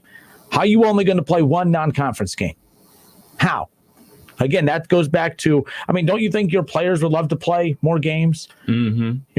Crutcher could probably use some more games, more tape, more film to be able to send to the NBA. I mean, come on. You would rather play less games than to do the thing that makes sense. I talked to Mark Adams today, too. I asked him, why doesn't the Wright State UD thing happen, especially on a year where it just makes too much sense to do it, where you can't see, it's tough to schedule with other teams. Why would you not do it? Mark Adams said the reason it doesn't happen is ego and lack of common sense. And I couldn't put it any better myself. So I talked to Coach Nagy today at Wright State about what is keeping Wright State from getting some of these games on their schedule. Why can't they get a UD? Why can't they get a Cincinnati, a Xavier, even Ohio State or whoever? This is what Coach Nagy had to say. Why are some of those matchups difficult to kind of tie down? Well, I mean, you say that, just pick up the phone, but we do pick up the phone, but somebody else has to answer. And that's where we run into those problems. And I think, if I were at some of those schools, I would think the same way. I mean, you get to a point, again, where you play a team at a mid-major level, if say you're a Xavier or Dayton or whatever, the expectation is if you play that team, you're supposed to beat them. So really, in those terms, Wright State playing those games, we have everything to gain and nothing to lose. And they're just the opposite. They have everything to lose and nothing to gain. And it's much easier for them to play somebody maybe outside the area where there's less known about it, less excitement around the game. And so, I understand why they don't pick up that phone. I know early on when we were in Division I South Dakota State, we weren't very good. Every people were calling us, and we were getting games like crazy. And when we finally got good and nobody would pick up the phone and we struggled to put a schedule together, then I knew we kind of were where we wanted to be. And I think at Wright State right now, we're kind of where we want to be, where it's hard to put a schedule together. We'll have that full interview with Coach Nagy from Wright State coming up here in just a little bit. But I wanted to play that short clip from you when asking him about why we don't see that, that particular matchup of 12 miles that separates the two, Cincinnati, Xavier, and others. And he basically said it. Hey, look, it comes down to, when Wright State's bad, of course those teams want to get them on their schedule. When they're good, they don't. So those teams are afraid to bring in a good team. And because to me, that just screams you're not confident enough to beat Wright State. To me, the more UD tries to put Wright State down, the more they're building them up. Because to me, all you're saying is, well, if we felt confident enough to bring them in and beat them, we would do it. That's what it says to me. In essence, you just heard it there too a little bit. I don't think that's exactly what he was saying because I don't want to put words in his mouth. But I mean, it's kind of what we're all thinking anyways. Just bring him in. You would rather give your fans one non-conference game, only one. I'm not saying that two is any better. You should be getting others, but there's no excuse. I mean, give me a break. Give me one non-conference game. That's it. That's a joke. All right, let me ask you this. The people that want to see the Wright State UD game, is it just the Wright State folks? UD fans will not admit that they want to see it, but I think they want to see it from the standpoint of, for a little bit too, of just to shut them up. Just to shut guys like me up, shut guys like you up, just to shut us up so that you can say, and by the way, all I'm going to say is regardless of the result, and by the way, UD would probably be favored. Yes, they should be favored. So if you win, and this is what Coach Nagy was alluding to, they have nothing to gain and everything to lose. Wright State, if they win, wow, you just beat UD. And if you lose, it's, well, you were supposed to lose to UD. So they have everything to gain, nothing to lose. UD has everything to lose and nothing to gain. But that's a weak excuse. That's a weak excuse. And by the way, there's way more to why that matchup doesn't happen. But you heard, Nagy said, we pick up the phone. We give these schools a call. So UD, I don't know if all that money you put into that arena out there, I don't know if you guys need to get a new phone system put in or not, but I suggest you might pick up the phone. It's just a suggestion. All right. 457-9464. We're going to get some NFL talk coming up around the corner. For one, you pointed out to me today, forgot the Browns and Bengals making the return coming up this Sunday, and it's going to be the second half of the season. So coming up, we'll dive into some NFL talk about preparing for the Browns and the Bengals second half. We'll give you our second half projections of what their record could potentially be as well as what they might look like. But let's go to the phones real quick. Is this Raiders fan, Jerry? Yes, it is. Raiders fan, Jerry, what's up? Hey, not much, man. Don't be hating on DoorDash Ray, man. He's got class. obviously. The only thing that he does that's smart is door dashing, man. That's the only thing him and I have in common. The other thing that he has going on about him is he's in common with you, Raiders fan. Ugh. Well, I mean, it just makes him a highly intelligent guy. But, hey, a couple quick things real quick. First of all, I 1,000,000% agree with you on your take with UD and Wright State. I lived in West Virginia for 8 years back when Randy Moss and all those guys were playing at Marshall. And Don Nehlen at West Virginia would never schedule Marshall. Why? Because the fan base would never let him live it down if he got beat by Marshall. It just, and so he just wouldn't schedule them. And I think you got the same thing going with UD. Could you imagine the blow up that UD fans would have if they lost to Wright State? They've done it before. Technically, UD has a winning record against Wright State, but at the Nutter Center, they have a below 500 record. They're 1-2. Right. So, I mean, that's why. I mean, and look, I can't say that I blame UD's administration because, like you said, they've got everything to lose and nothing really to gain. They win, and it's like, okay, you beat Wright State. So what? Even though Wright State's one of the best, people in their conference, right? But if you bring UIC in and you lose, well, yeah, the fan base is upset. But, man, they lose to Wright State, and those UD fans will lose their minds. So that's. I agree with you, but just because the program has a reason, just because their reasoning is that doesn't mean it's a good one. But I know you're not saying that. I know you're just acknowledging the reason. And look, I get it. I get it. I don't respect the reasoning, though. I think it's weak. Exactly. It's complete crap. For all the UD fans, you want to walk around talking about how great they are. They are, but they are. To be fair, they are. Like the program, I'm not like disparaging the program. They are who they say they are, but just because of that, it doesn't. I mean, but the reasons for why they don't play an opponent. I mean, you play bad opponents every year. I'm not saying Wright State's bad, but in their eyes, they play weak opponents all the time. They try to convince you that program's weak, but yet they won't play them. So why not? But I mean, that's the point. It's just, don't tell me how great you are and then be afraid to play Wright State. That's the point.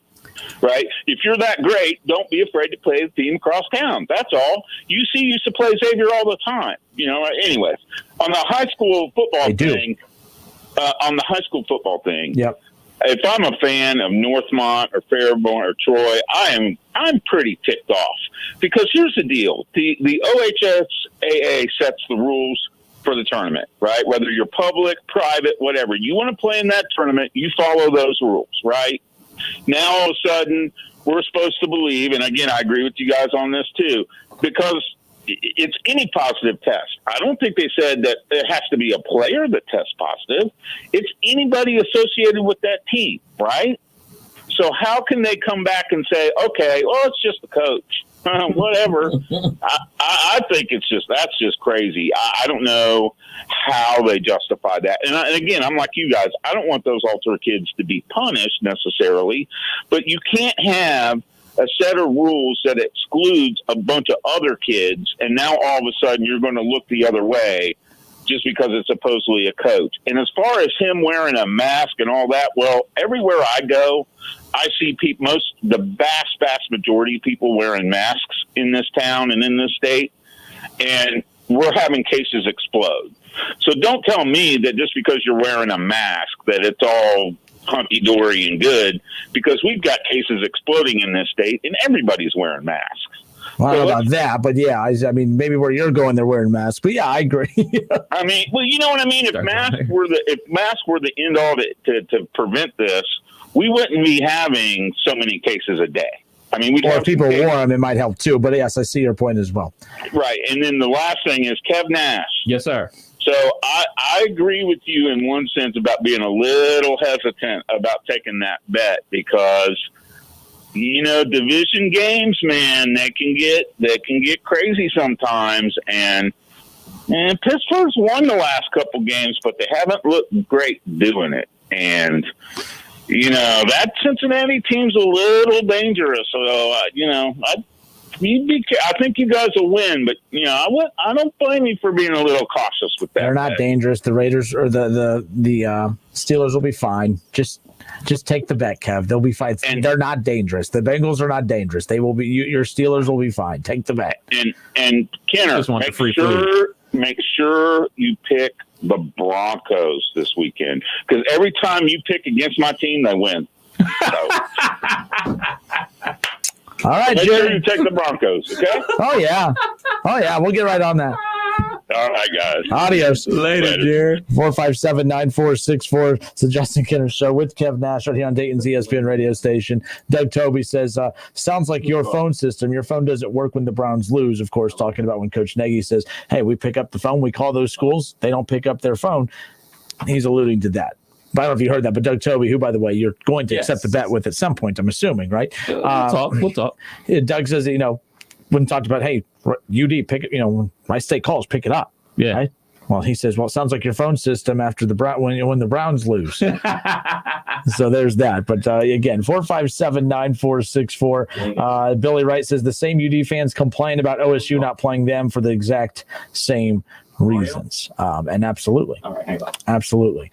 So it's the Justin Kinner Show. We got plenty more coming your way. We'll talk with the ESPN's Mark Adams around the corner. We'll get into some more college basketball talk there. We'll give you our second half predictions for the Browns and the Bengals. I can't believe that they kick off their second half of the season coming up. But Kev, who we have? We got Mario. Mario, welcome in, sir. How are you? Mario. Ready? Are you there? Yeah, I'm here. Oh, well, you're on. I didn't hear you. Good, because the last caller was so incorrect. Don Nealon did schedule Randy Moss and Chad Pennington, and they whipped their backsides 41-27. That was a 1997 game in Morgantown, With West Chad Virginia. Pennington and Randy Moss, right? You bet it was. Yeah. See, I like when callers call in to correct Jerry. Jerry always thinks he knows it all. I like when people call in to correct Jerry. Yeah, that's all I wanted to know. And you know what? Mountaineers have never lost to Marshall. Just throwing that out there. There you go. See? Well, I like that. I mean, they're a passionate West Virginia, Marshall, whatever it is, a little argument. Good for these guys. On the UD side of this whole Wright State thing, you're right. They don't want to lose to Wright State because this is what's going on in the state of Virginia right now, with Liberty beating Virginia Tech last week. They're like almost not as close as Wright State and UD, but they're like in a 50-mile radius of each other. Oh, yeah. And Hugh Freeze took his guys into Blacksburg and won the game. And now Virginia Tech is the laughing stock. Obviously, it's not making like super national headlines because Virginia Tech isn't the Virginia Tech of old with Michael Vick and his brother Vick. But, little old Liberty, who just a couple years ago was playing, in the FCS and stuff like that, they done knocked off somebody from the Power 5. And, you don't want to be the laughing stock. And that's how UD feels about it. That's my opinion. They're scared to play because they don't want to lose that game and lose all their quote unquote control. They lost to Penn a few years ago. They lost to Penn. But it's different. Not Penn State. Penn. It's different losing to Penn because they're not here in the marketplace. If they play Wright State and Wright State pulls off the upset, you and I, we're going to be on this radio talking a lot. We'll probably do 3 hours on it. What? If Wright State beats UD. Oh, but the thing is, UD won't play them. That won't happen. 3 hours. Straight. My goal is before I leave this city, to make sure that I'm on the air when those two programs play. Like, you better hunker down. My God, I feel like I'm going to be a lifer in this damn town, which, by the way, for those of you who hate me, you want to know the quickest way to get rid of me? All right? UD, if you're listening, because I know you guys can't stand me. So if you want to get rid of me, schedule the game. Put Wright State on the schedule. Because the second you do that, I'm out. I'm not really out. But I mean, I'll be closer to being out, right? But I'm not leaving until I at least get, like, you know what I mean? My radio career will not end here unless, of course, it could at any point. I say a lot of stupid things at any point. I mean, I could have an unfiltered day one day. You never know. I'm just saying. Make it happen. By the way, and Tyler Schroeder, who he's, ultimate UD fan, he says Wright State sucks just as much as Baker. Wright State and UD have the same amount of top 25 votes this year. You guys would be talking to yourselves if Wright State beat UD because there's no Wright State fans. Okay. I know a couple. It's your couple and my couple. All six of us, we'll go at it, Schroeder. A couple. Oh, well. As Schlemmer always says, it's the biggest rivalry that never plays. So there you go. All right, we'll talk with Coach Nagy coming up here around the corner, but we're going to talk a little NFL on the other side. And, so the Browns-Bengals kick off their second half of the season. We'll predict their second half record. And we'll also take a look at what we can really expect from both teams. The Bengals still have 2 matchups with the Steelers and another one with the Ravens. Things can get a little ugly for them in this back half of the season. What can we expect from the Bengals in the second half? What about the Browns, who have the easiest strength of schedule moving forward? Browns-Bengals talk next. It's the Justin Kinner Show with Kev Nash. Justin, you're awesome, baby. Right here on 1410 ESPN Radio. ESPN 1410 Wing AM weather. This afternoon will be partly cloudy with a high near 55. Tonight's going to be mostly clear with a low around 32. And tomorrow will be mostly sunny with a high near 55. I'm Pete Spivak for 1410 ESPN Radio.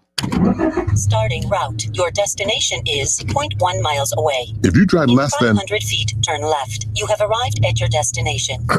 If you drive less than 25 miles a day, you could be paying less every day with pay-per-mile car insurance from Allstate. You get the same reliable coverage and hands-on expertise you'd expect from Allstate, but now at a price that's tailored to the miles you drive. Call your local Allstate agent and start paying what's right for you. Includes a daily rate. Prices vary based on how you buy. Subject to terms, conditions, and availability. Not applicable in California. Allstate Fire and Casualty Insurance Company and its affiliates. It's time for some straight talk. Look, we all drop our phones. It happens. You fumble it, crack it, splash it. Well, Straight Talk Wireless now offers this new Platinum Unlimited plan that includes phone protection. Just $65 a month for unlimited talk, text, and data, plus 20 gigs of hotspot, 100 gigs of cloud storage, and more.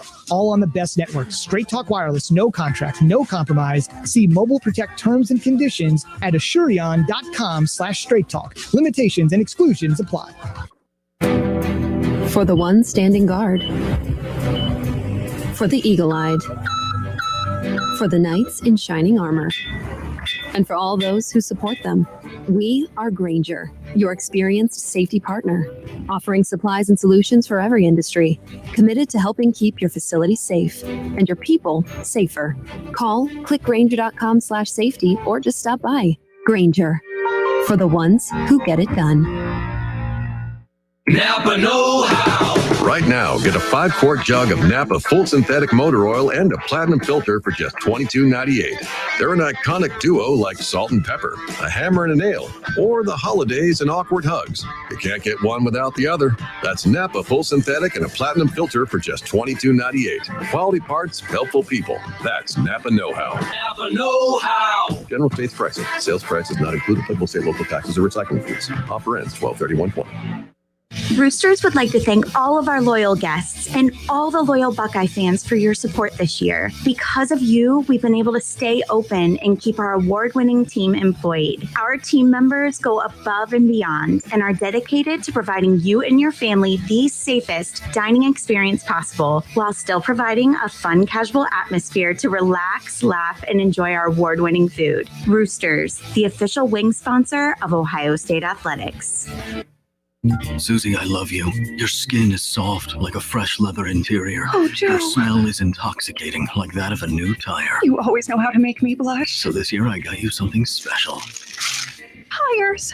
Touring tires with an asymmetrical tread design. Yeah, and a free alignment with standard installation. It's just what I've always wanted. Susie doesn't know that Joe saved $150 at tire discounters. This holiday, say it with tires. At Meadowbrook at Clayton, our state-of-the-art golf simulators are ready for play. Book your tee times now and get our special rate of $15 per half hour for up to 4 people per simulator. Here's your chance to play some of the great golf courses around the world, including Kiowa Island, Harbor Town, and Spain's Valderrama. Weekday and weekend hours are available, and safe prepackaged snacks and drinks are only steps away. Go online to meadowbrookatclayton.com for details. Everyone is welcome, so call and reserve your times now. Are you a first responder? Mike Foley, Clerk of Courts, is thanking our first responders now through the end of November with $10 off clerk fees on passport services. The following essential workers, medical professionals, first responders, law enforcement, members of the military, please present your work or military ID for discount to any one of the 5 Montgomery County Auto Title locations. Contact Montgomery County Auto Title offices for details at 937-225-4480. Brought to you by Clerk of Courts Mike Foley. There's never any FOMO with the iHeartRadio app. You won't ever have to miss out on your favorite shows and contests with this radio station again. Radio 24/7, 365. We're here when you want us. Stay connected and listen anywhere when you download the free iHeartRadio app. Cordell Transportation is now hiring for brand new home daily dedicated lanes. Earn up to $1,620 per week. A $2,000 sign-on bonus, medical, dental, vision, company paid life insurance. Apply online at CordellTransportation.com. With the $10 tastemaker from Pizza Hut, I can get a large with up to 3 toppings, so I don't have to pick between them. Nope, don't need that stress in my life. Order yours online at pizzahut.com. No one out-pizzas the Hut. Prices and participation may vary. Extra charge for pan, stuffed crust, extra cheese, and more toppings. Hi, I'm Bruce Fabrizio, inventor of Simple Green, the concentrated cleaner that's perfect for making your auto, RV, cycling, boating, and other sporting equipment look like new again. Visit us at simplegreen.com. Allstate now has deeper savings, and deeper savings require deep thoughts and a deep voice, like mine. Save for being a new customer. Save more for adding DriveWise, and save even more for driving safely. Visit Allstate.com or contact your local agent for a quote today. As someone once said, saving today is money tomorrow. That's deep. Not available in every state. New customer savings based on early signing discount. DriveWise is an optional feature. Savings vary based on how you buy. Subject to terms and conditions. Allstate Fire and Casualty Insurance Company and affiliates. Northbrook, Illinois. If you're driving less, you could be saving more on car insurance. Save money with Paper Mile Insurance from Allstate. Call a local Allstate agent and get a quote. You wanted to see me? Yes, please, have a seat. So here's the thing. When this company brought you on, we took a chance on you. You didn't have that 4-year college degree we typically look for. Right. But we gave you a shot anyway. And since then, you've worked incredibly hard and given it your all. Thanks. You've been an important asset to the team, but I don't think you can be an intern here anymore. We want to hire you. You're serious? Absolutely. Find your next great employee. Introduce yourself to the grads of life. Who are they? Talent worth knowing about. Young adults of unique determination and experience. An ideal fit for your company in an entry-level position, internship, or even mentorship. They might not have every qualification you typically look for, but they're exactly who your company needs. I won't let you down. I know. Don't miss out on a resource many innovative companies have already discovered. Go to gradsoflife.org to learn how to find, cultivate, and train this great pool of untapped talent. Brought to you by the Ad Council and gradsoflife.org. Excuse me. I know you have a 9 o'clock, so I'll keep this short. I'm the business suit in the back of your closet. You wore me nearly every day before your office went, quote, casual. I used to be the CEO of your closet. Now I'm just that one intern no one ever talks to. I always thought you'd circle back with me, get granular, keep me in the pipeline. But nada, nothing. Don't you remember the McKittrick presentation? You spilled coffee on me and I still looked amazing during the breakout talkback Q&A. So I think it's time for me to move on. I've got a great resume and I absolutely crush it in interviews, okay? Let's make this a clean break. Shift the paradigm. The only thing I ask is that you think outside the box here and do this. Take me to Goodwill, where I can really make a difference. Your donations to Goodwill create new jobs, training programs, and education assistance for people in your community. To find your nearest donation center, go to goodwill.org. Donate stuff, create jobs. A message from Goodwill and the Ad Council. Whether you're at home, at work, or in your car, tune in to ESPN 1410 Wing AM or stream us live at wingam.com.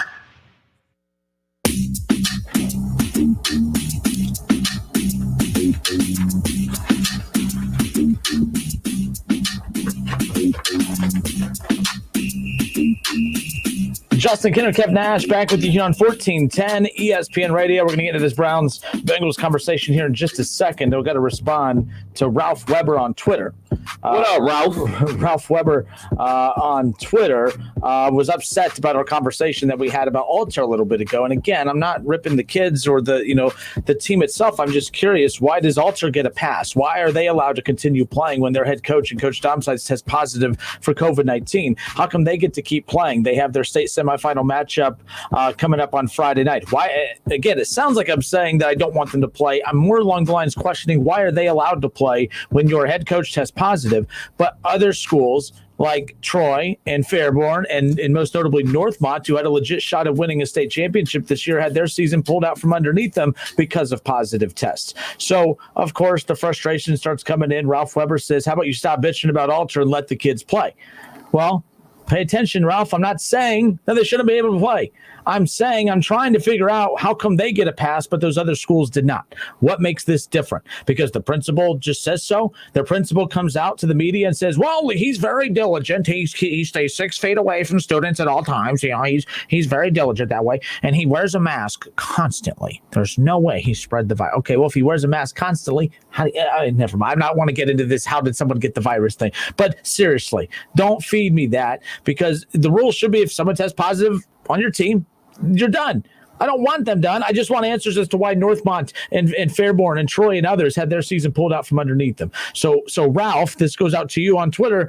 If you don't come at me and say, oh, let the kids play, stop bitching about it. If you truly cared about the kids, you should care about all the kids, because there's 3 teams full of kids that had their hopes and dreams pulled out from underneath them due to this. So I don't want to hear, stop taking shots. I'm not taking shots at the kids. I want an answer. Why is it okay for some schools like Alter, who are on the brink of this, state semifinal matchup, why are they allowed to play when their head coach tests positive? And the reason that they're justifying it is because, well, he wears a mask all the time and he always stays 6 feet away from people. Okay, just take your word for it. Anyways, doesn't make any dang sense. Doesn't make any sense at all. It's not an easy situation, man. And we kept prefacing that by saying, it's not an attack on Alter, especially the kids that play for Alter. It's just a question. It's a question that I would want answered if my kid played for Northmont or any other school that got kicked out the playoffs because one person on the team tested positive. It will be a question I would want answered. Matter of fact, if I was just a taxpayer in one of those cities, and I'll be like, hold on, dude. That's how I would feel. I will want answers to that. And, we talked to Jerry about it, and I brought up, maybe it's because they're a private school. I don't know. These are questions. That's not why. It's because he wears a mask. No, that's what their principal said. Principal Lambert at Alter. Well, he tests positive, but we're different because he wears a mask and he social distances all the time. Maybe. So administrator, that's what. So if I'm a parent of a kid at that school, I'm being told that, hey, well, they're just taking teachers at their word for it over there. He tested positive, but don't worry, your kid's fine because he always wears a mask and stays 6 feet away. Okay, we'll see. We'll see. Let's talk some NFL. Speaking of social distancing, the one team in the NFL that social distances worse than any other team in the NFL, it is your Cincinnati Bengals, that offensive line. I mean, poor Joe Burrow. He's trying to social distance. He's trying to stay the hell away from everybody. He's trying to stay at least 6 feet away from that defensive line for whoever they're playing. And luckily, when they played the Titans this past weekend or weekend before, they were able to keep the Tennessee Titans away from Joe Burrow. It was the perfect social distancing performance of the season from the Cincinnati Bengals offensive line. They did a good job of keeping Joe Burrow safe in that regard. But the Browns and Bengals both are entering the second half of the season, Kev, and it is interesting when you take a look at what both teams have in front of them. You have the Cincinnati Bengals, who have a much tougher stretch here in the second half than the Browns do, and I'm not really comparing either because I think the Browns are still going to ultimately end up in the playoffs. Bengals are just trying to continue to improve each week and build off the momentum that they established 2 weeks ago in their win over the Titans. So when you look at everything that's coming up ahead for both teams, let's start with the Cleveland Browns. They have the Texans coming out of the break. So far, so good. They have Baker Mayfield back for Saturday or Sunday. Nick Chubb and Teller both practiced today. They still have not been given the final green light, but right now all signs indicate that they are going to be ready to go and healthy enough to play on Sunday. It sounds like this will be the most healthy that the Cleveland Browns have been all season. They've been banged up, they've been injured, they've been without with a good chunk of stars pretty much in every game. They're 5-3. So if they're 5-3 while missing a good chunk of a lot of their top players throughout the season. Not saying it's an excuse. I'm actually saying, hey, it's not an excuse. They're 5-3. Look how good they are. They're 5-3 with all those injuries and with missing Nick Chubb and with missing, some star, top offensive linemen. By the way, Teller, the number one graded offensive lineman in the NFL. How about that? So don't tell me that being without him doesn't make a difference for that offense in Baker Mayfield, Nick Chubb, Kareem Hunt, and so on. So having him back is going to be huge. You look at Cleveland, Kev, they have the Texans, they have the Eagles, they have the Jaguars, and they have that mighty Titans team, who at the beginning I was a little weary of. But, I think that loss that they had against the Raiders, they're going to make up for that loss when they beat the Titans coming up here on December 6th. You hear that, Schrody? The Browns are coming for your Titans. All right? The mighty, mighty Titans. Okay? The Cleveland Browns are coming for your Titans, your mighty, mighty Titans. I cannot wait. But no, I think it's very important that the Browns get a win coming out of the break. Then you have the Cincinnati Bengals, Kev, who come right out of it at the Steelers. They're at Washington. Say what you want about Washington. They're bad. All right, they're not a very good football team, but they do have a good pass rush, and they have a lot of big bodies up front. I'm hoping that what we saw against the Titans was a sign of things to come for that Bengals offensive line to protect Joe Burrow. I don't like the Bengals, but I do like Joe Burrow, and I would like to see his career not end prematurely like we saw from Andrew Luck. So I would hope that they are able to take some of that success that they had against the Titans and take it with them. It's just unfortunate that you have two meaty defensive lines coming for Joe Burrow in back-to-back weeks. You're at the Steelers, you're at Washington. The Giants have a pretty good guys up front too. That's a lot of pass rushers. The Dolphins are not a pushover anymore like we thought they were. They're fighting for their division. So the Bengals have a gauntlet that they're running into coming right out of their bye week. So enjoy that win against the Titans, Kev, because I don't really think it's going to be pretty moving forward. So just looking at the matchups and everything like that, obviously the Browns are right now, they're 5-3. What do you think their record is going to be at the end of the season? So 5-3. So let's go down the list here. So the Texans, so they're 5-3, of course. Yep. So we got the Texans. I think that's a win. 6-3. Fair win. Eagles, 7-3. Could be close. That'll be close. That'll be a one possession game. The Eagles are irritating me. Yes. You can't. They almost beat the Ravens. Okay. Yeah. They came down to the final possession there. The Eagles, they're going to win that division by default, and it's because of all the bad teams. They're the least bad. They're all bad. They're the least bad, but they have enough fight to them. They have just enough weapons to make games interesting, but I still think the Browns come out on top against the Eagles. Okay. That's 7-3. Then they got the Jaguars. That puts them at 8-3. Yep. Now here's a toss-up game. The homer in me is going to say, of course, the Browns are going to beat the Titans, but I'm going to put a star next to that one because that one can obviously, every game can go either way. The Browns proved that when they lost to the Raiders last week, or 2 weeks ago. But I'm going to be confident and say that they get that win against the Titans. And fortunately, it is at Tennessee, but with lack of home field attendance for all of these teams, I really don't look at any team having home field advantage outside of the fact that you're just comfortable playing at home. So I'm going to give the Browns the win over the Titans. But it would not surprise me to see them pick up their fourth loss of the season on the road at Tennessee on December 6th. But I'm staying confident. 9-3. I'm going to give them an L in that game. Fair enough. I think that the Titans have shored up their secondary with the return of their cornerback from USC, and then they made that trade for Desmond King. So I think their secondary is going to be a lot better, and they can commit more guys to the run game on defense for Tennessee. All right, so after the Titans, I have them losing to the Ravens. They're not beating the Ravens. I love the Browns, the Ravens defense, and the Browns offense they get so I don't know what it is, but they fold up. They play tight. They don't look confident, and that game could be a game where they kind of turn that narrative around, and then all of a sudden you're talking about a different expectation for the Browns heading into the postseason. Right. But as of right now, I have them picking up a loss that week after the Titans taking on the Ravens. It will be a home game. That game's on ESPN too, by the way. I believe that's Sunday night, if I'm not mistaken. No, that's Monday night. That's Monday Night Football, Ooh. Browns and Ravens. So get your popcorn ready. Yeah, but again, the Browns, they always save their best performances for when all eyes are on them, and all eyes will be on them that night. That'll be a big game for both teams, especially because it looks like the Ravens and Browns, they're going to be going blow for blow for who's going to finish second in that AFC North right now. Yeah, I'm going to go with the Ravens as well until the Browns, come away. Well, that's not fair. They did beat the Ravens last year, and they beat the Ravens pretty handily in Baltimore, but I'm still going to go with the Ravens. I'm still on it. You got to show me before I start picking you on a consistent basis versus the Ravens and the Steelers. So I'm going to go with the Ravens in that matchup. Giants and Jets on the road back-to-back weeks. That's 2 wins right there. Of the two, the Giants worry me a little bit more than the Jets. I'm not saying the Giants are good. I'm just saying because of the Browns' deficiencies on the defensive end, Daniel Jones, although he is a turnover machine as well, he could maybe dice up just a tad. He worries me a little, just like Carson Wentz does. But no, I'm picking the Browns over both of those. That's going to put them at 10-4 and 11-4 heading into that final week. at home against Pittsburgh, where they ultimately lose that one too. So I predicted 12 wins on the season, Kevin. Right now, they could be heading into a point where they finish the season at 12 or 11 and 5. But that Titans game, they lose that, then we're looking at a 10-6 season. So it'll be 2 below my prediction. But that's how I view the second half for them. I see them losing to the Steelers again, so rounding them out to 10-6, and that's a great record. It's a great record. Yeah. That's a great record, especially for a team that went through a lot of off-season changes with a new coaching staff and everything. Matter of fact, new GM and everything like that. So to get to 10 wins should get you into the playoffs. 10 wins will get you into the playoffs. So a 10-win season for the Browns would mean a 5-3 second half finish to the season, which is ultimately how they started the season at 5-3. 5-3 bye week, 5-3, a 10-win season. Most likely, I still think they can get 11 wins. I still think they could beat the Titans. I also could see a scenario where they trip up the Ravens or the Steelers in one of those final ones and lose to the Titans and still finish with around the same record that we're discussing here.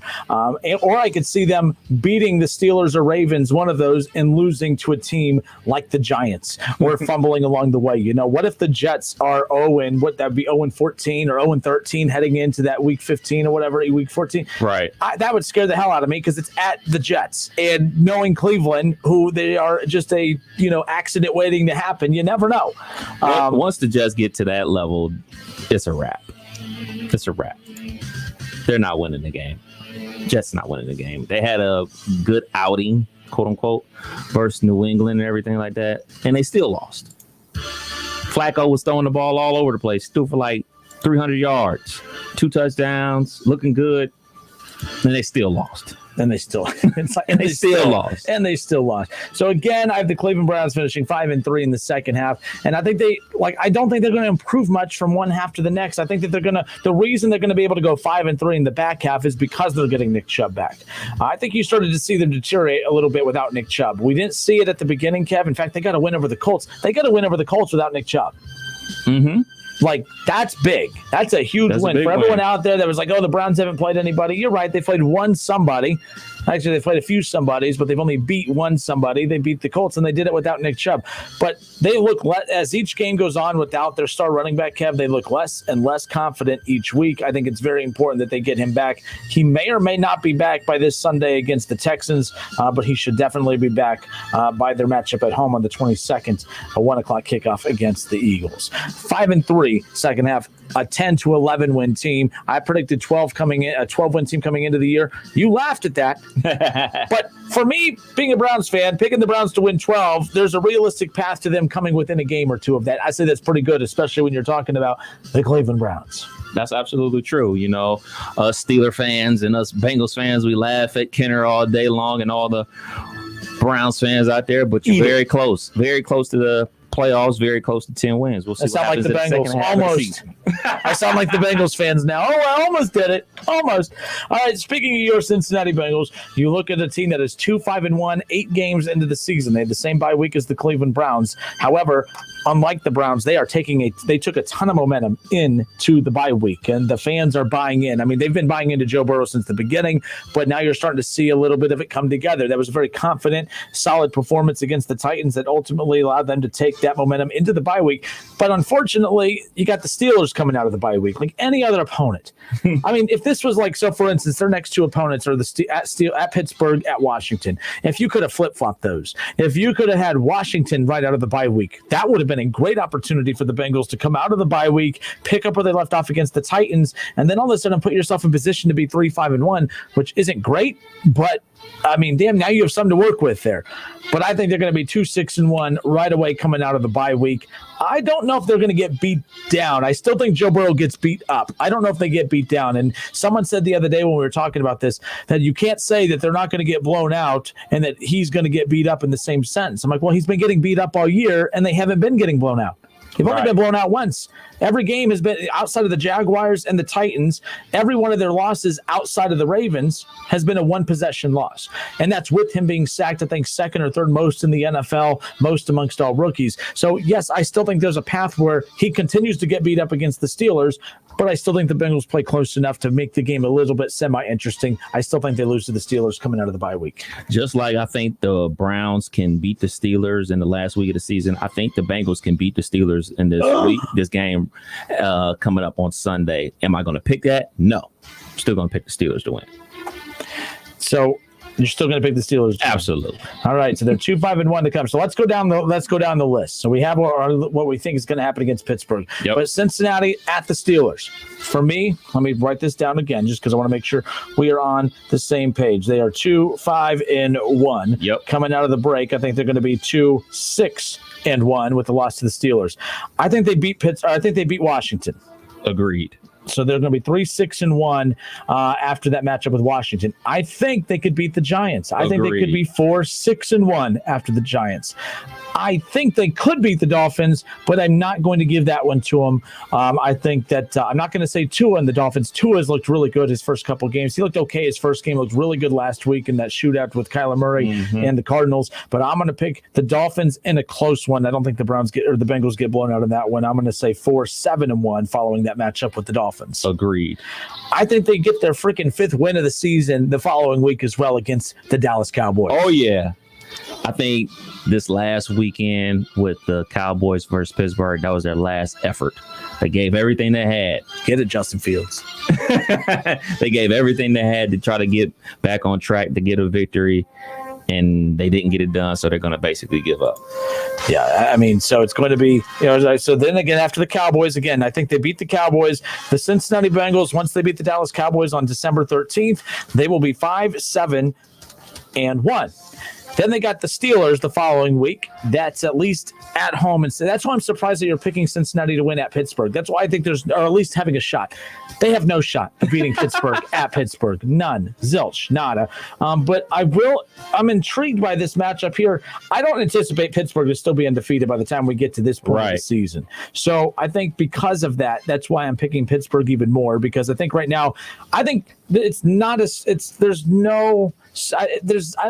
don't think there's any confusion at all as to why this team's struggling the way they are in Pittsburgh. I think each week that goes by that they're undefeated, I think that pressure alters how they change a little more and how they play. I think that pressure gets to them. I think they'll have a loss by the time they get to Cincinnati, which is why I think that they will blow Cincinnati out at Cincinnati at that stretch of the season. 5-8-1. I agree. Steelers are going to lose a game before they play the Bengals again, and that's going to, basically, all right, we have to win out to keep pace with KC. So getting that loss out the way, everything like that, taking, quote unquote pressure off of the Steelers. We're trying to go 16-0 and all that crazy crap. Get it over with, take the L, but then get back on track by beating the Bengals. All right. So then the Cincinnati Bengals, the final 2 weeks of the season, they're at the Texans. I'll give it to them. I'll give it to them too. And that's going to be one you want to watch. I think that's going to be one of those shootouts. I think that's going to be a very entertaining game. Two very good quarterbacks in the NFL. I'm here for that game. Yeah, I'm going to give that to them. That'll put them at 6-8-1 heading into the final week of the regular season, where they will have the Ravens at home. I think that the Ravens win this mainly because the Ravens will still be playing for second. Yes. The Ravens and Browns are going to be going punch for punch for the rest of the year. I never thought I'd say that. I thought it was going to be Pittsburgh and Cleveland kind of duking it out for that second spot in the AFC North. But I think it's going to be Baltimore and Cleveland.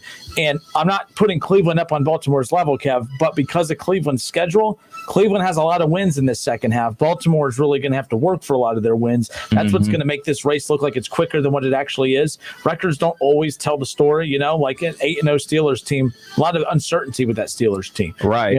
So. Yeah, I saw this article from ESPN that says that they only have a 72% chance of winning the AFC North, while Philadelphia has a 79% chance of winning the NFC least. So it's like, man, we're 8-0 and we still only have a 72% chance of winning win our division, which is crazy. So with that, those Cincinnati Bengals, in my opinion, will finish the season at 6-9-1.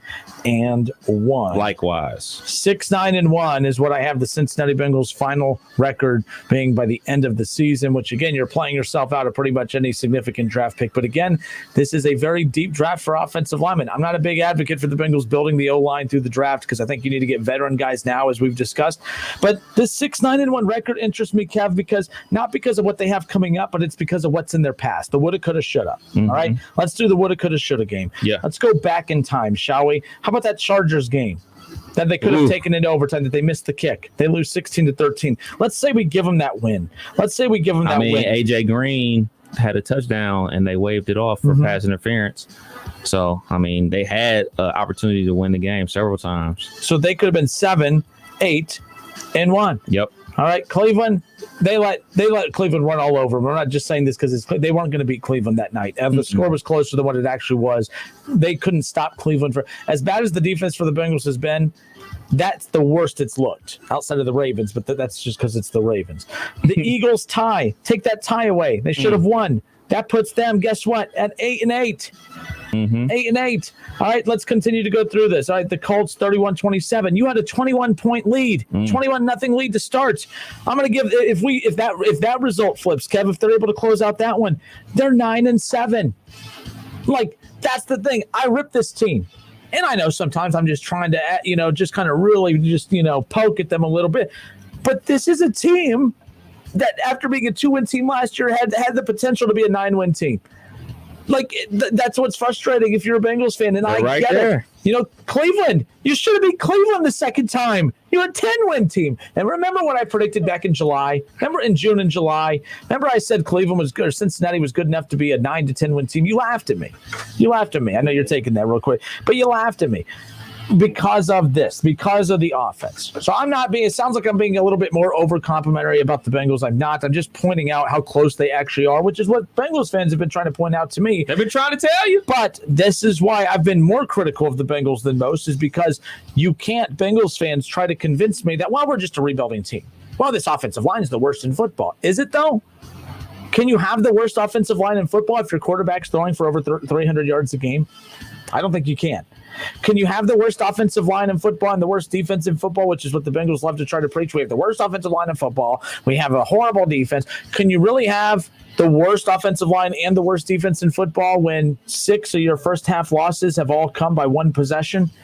You can't, you know what I mean? Like, you can't have a quarterback throwing for 300 yards a game and all of your losses be by one possession if your offensive line is as bad as you try to make it out to be and your defense is as bad as you try to make it out to be. I just think they're average, and I blame coaching for a lot of their issues too. I'm still not a Zach Taylor fan. I still think that he's coaching for his career right now. I mean, this is a guy that still, theoretically, only has 3 total wins or 4 total wins in his first 2 years with this Bengals team. Not good enough. So 9-7, this season really theoretically could have gone that direction, Kev. Unbelievable. Yeah. And the season ain't over yet. It ain't over. They could have some upset victories versus the Dolphins, versus Steelers, versus the Ravens. It's not over yet. We'll see how it unfolds. All right. It's the Justin Kinner Show with Kev Nash here on 1410 ESPN Radio. Doug Toby on Facebook says, you snooze, you lose. If Big Ben plays, the points go to 8. Coming up for this weekend. Ooh. You know what? Doug Toby, put a time limit on this guy. Don't let him just strike you along. By 4:00 tomorrow. 4:00 tomorrow. That local 4:00 tomorrow. Jason Campo, going back to our Alter conversation, saying if Alter didn't have any outbreaks within the school, just only the coach, I see they are still playing. OHSA by now would say something. Jason, no. I'm with you. There's just a lot of weird elements to this story that don't match up and don't make sense. And to be fair, Jason, there wasn't outbreaks at Northmont either. It was an isolated test. It doesn't take, we're not talking outbreaks, Kev. It's one positive test that derailed an entire season for a lot of our local high school teams here in the Miami Valley. Why is Alter so special? Is it because they're a private school? Man, it's just a question. I know a lot of people are getting irritated with us. We're asking the question. We want to know why. And I'm sure the parents from Northmont and all the other schools that got kicked out of the playoffs want to know why too, because they probably watched the news the other night too and saw it. Said, "Huh? Wait a minute. Why are we still playing?" I agree. And again, for those of you that don't know what we're talking about, Coach Dom Sides for Alter tests positive for the coronavirus. He will not coach Alter in their state semifinal matchup coming up on Friday night. They have Columbus DeSales in that matchup, again, trying to get to the D3 championship. In fact, Alter knocked out the reigning D3 state champions, the Trotwood Rams, just a few weeks ago. Brandon McDonald, one heck of a talent, ran for nearly 300 yards. He ran for over 300 yards. He had 5 touchdowns. The kid was untouchable, literally himself. It wasn't Alter over Trotwood 40 whatever to nothing. It was Brandon McDonald 40 something to nothing over Trotwood. It was the most dominating performance I have seen at a high school football game from one individual player that I've ever called. It was the craziest game I'd ever seen. I love Alter. I have no problem with Alter. I love CJ Hicks. I can't wait to see him playing on Saturdays at the Shoe. All right. So no, this isn't a problem I have with Alter. I just have a problem with the reasoning for how this team's still able to play. Because you have a situation where the head coach tests positive, but the principal comes out and says, well, he always wears a mask and he's always cognizant of making sure he's 6 feet away from everybody. Give me a break. You don't know that. And even if let's be clear, if Dom Sides maybe came within 5 feet of somebody, it's not like he did it purposely. Right. I'm not even saying that he should be held to that perfect standard, but that's why I don't believe that at all times in the history of your life during this little stretch, you didn't come within 5 feet of somebody. Give me a break. Give me a break. Doug Toby back on Facebook says, if you're Jerry Jones, do you pay $38 million for a year for Dak or trade up and get Fields for $38 million for 4 years? Doug, that me and Kevin have been going back and forth on that for a while. My argument was what you just made. The Dallas Cowboys have a lot of holes that they have to try and fill. If you give $38 million to Dak Prescott, you don't have enough money remaining to go fill those holes. And now you have a very expensive quarterback on a very average team moving forward. And it's going to take some time through the draft to fill those holes. It's going to be tough. But if you give $38 million to Justin Fields over 4 years, now you have all that extra money to go get free agents and bring the team back up and catch up quicker. I could see them going in that route. The other scenario they have too is pay Dak Prescott. Mm-hmm. If you have a high draft pick and Justin Fields is there, use that as leverage. This is a very good draft coming up. Use that draft pick as leverage. Get more draft picks and try to do it that way. But I think it's smarter to draft Justin Fields if you're the Dallas Cowboys, if they fall in a position to get him. A lot of football left to be played. Yeah. But it looks like they're going to have one of those top 3 or 4 picks. And it's not guaranteed that anyone in that 1 through 4, not all of them are going to need quarterbacks. So if it lines up correctly for the Cowboys, I wouldn't be surprised if they take Justin Fields. So I'm curious to see what Zeke's cap hit would be. Or pay him and get rid of Zeke, the cap hit. Well, look, it's not unheard of. The Falcons did it with Todd Gurley. The Falcons, the Rams. I'm sorry. I will have to know what the cap hit would be first. Yeah, I don't know. I'll look that up too in this break. Holy smokes! All right, we'll be back. I'm sorry, we'll be back. More of the Justin Kinner Show with Kev Nash. We got some calls coming in. We're going to get to your reaction next. More of the Justin Kinner Show with Kev Nash right here on 1410 ESPN Radio. When we come back. It's the Justin Kinner Show with Kev Nash on 1410 ESPN Radio. Napa know-how. At Napa, you can get 20% off 3 or more items with the $4.99 Napa Tool Bag. Yep, 20% off power tools, 20% off wipers, 20% off oil, and more. It's a whole bag of tricks. Well, actually, it's one trick over and over again, but it's a good one, saving you 20% on 3 or more items. Quality parts, helpful people. That's Napa know-how. Napa know-how. At participating locations, exclusions apply. May not be combined with other offers. Offer ends 11/30/20. Want to hear how I almost got off the naughty list this year? I helped Santa save gazillions by having him download Capital One Shopping to his computer. Capital One Shopping instantly searches for available coupon codes and automatically applies them at checkout. You can download it too and save a bundle. You don't even need a Capital One card, and it's free. So why didn't I get off the naughty list? Turns out Santa's a stickler for naughty words. Capital One Shopping. It's kind of genius. What's in your wallet? Savings and available coupons vary. Want to hear something amazing? Discover matches all the cash back you earn on your credit card at the end of your first year, automatically, dollar for dollar, with no limit on how much you can earn. Extra cash? Come on, how amazing is that? In fact, it's even more amazing when you realize all the places where Discover is accepted. 99% of places in the U.S. that take credit cards. So when it comes to Discover, get used to hearing yes more often. Learn more at discover.com/yes. 2020 Nielsen Report. Limitations apply.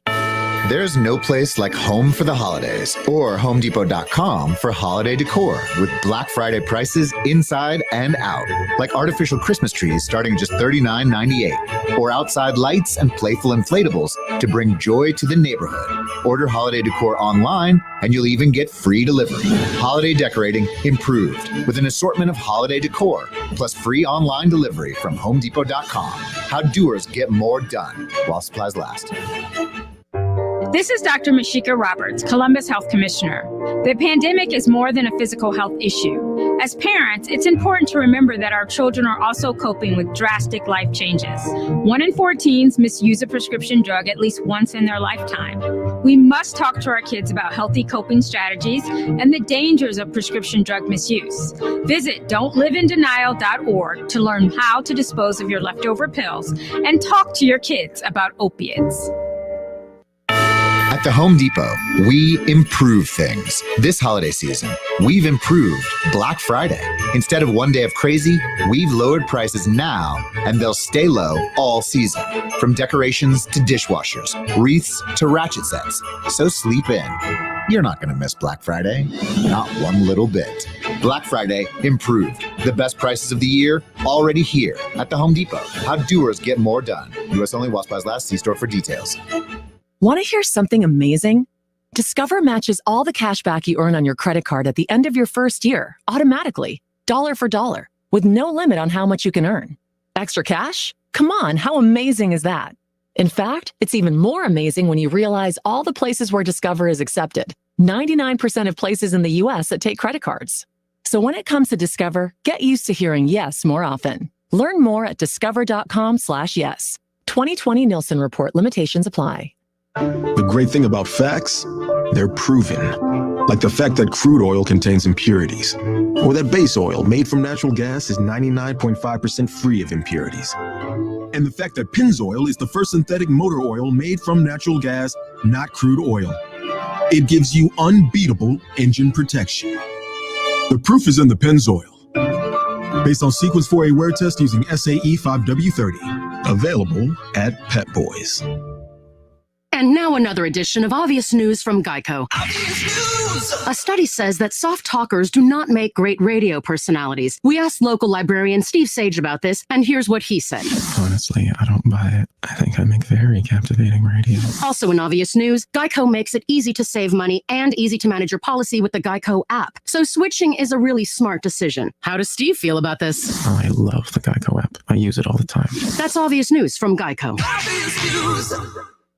I left the military with a traumatic brain injury. I came home to fight depression, anxiety, and alcohol. As America's veterans face challenges, DAV is there. I'm Adam Greathouse, Army veteran. DAV helps veterans get the benefits they've earned. With DAV's help, I built a new life for myself. With the right support, more veterans can reach victories, great and small. My victory is just experiencing life. Support more victories for veterans. Go to DAV.org. And now a game of Commercial Chicken, brought to you by Progressive, where we see how long Flo can go without talking about insurance. Ready? Go. Okay, so did you see that game the other day? The refs, right? I mean, come on. They were totally out to get us. That always happens to our team. Drivers who switch to Progressive can save big. Okay, you win. We can't help but save customers money. Progressive Casualty Insurance Company and Affiliates. It's game day. Are you ready? If you want your game day meal in a hurry, be sure to stop by Lee's Famous Recipe Chicken and pick up a Buckeye Bucket with 25 golden brown breast strips for only $29.99. And don't forget to add a large Dr. Pepper for $1. Lee's can make your gathering for the big game famous and take the work out of your perfect party. Buckeye Buckets are available daily and limited 2 per customer. Pick up one today. Lee's, famous for chicken.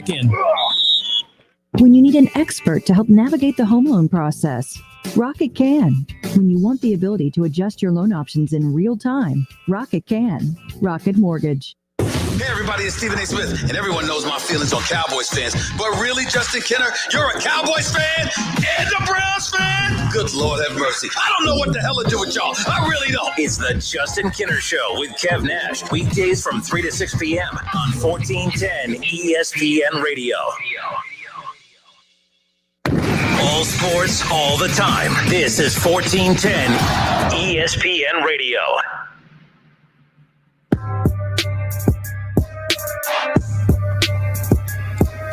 Justin Kinner, Kevin Nash, back with you here on 1410 ESPN Radio. So breaking news from earlier this afternoon that is basically how we started the show. Ohio State, Maryland canceled this weekend. If you live under a rock, by the way, I think you should have heard by now, at least whether it's through social media or what have you, your coworkers running in just pissed off and blaming everybody. To be fair, Ohio State, when Trump was president, their games didn't get canceled. Thanks, Biden. Can we bring back the thanks Obama? Can we bring that back? That was always fun. Anytime thanks Obama. Like anytime somebody thanks Obama. But I'm just saying, Ohio State, when Trump was president, Ohio State never had a game canceled. Now Biden takes over, and guess what? Can't even get a game in. Oh, yeah. Actually, technically, they got last night. It's besides the point. Stick to sports. So Ohio State, Maryland will not play this coming up Saturday again, and the fallout from that is really the main focus of conversation right now. It's really interesting because what do you do if you're Ohio State right now? You're at the mercy of the virus, and to be fair, I don't want to make Ohio State to be victims here because we all are victims, or we're all at the mercy of this virus. I feel bad for Ohio State, but I don't, because that's just the nature of what we're all going through right now. It is unfortunate that they have a game canceled that is not even their team's doing. I mean, technically, I hate to word it like that because it makes it sound like, it's Maryland's doing. It's their fault. It's not their fault. It's just called playing during a pandemic. And it's unfortunate.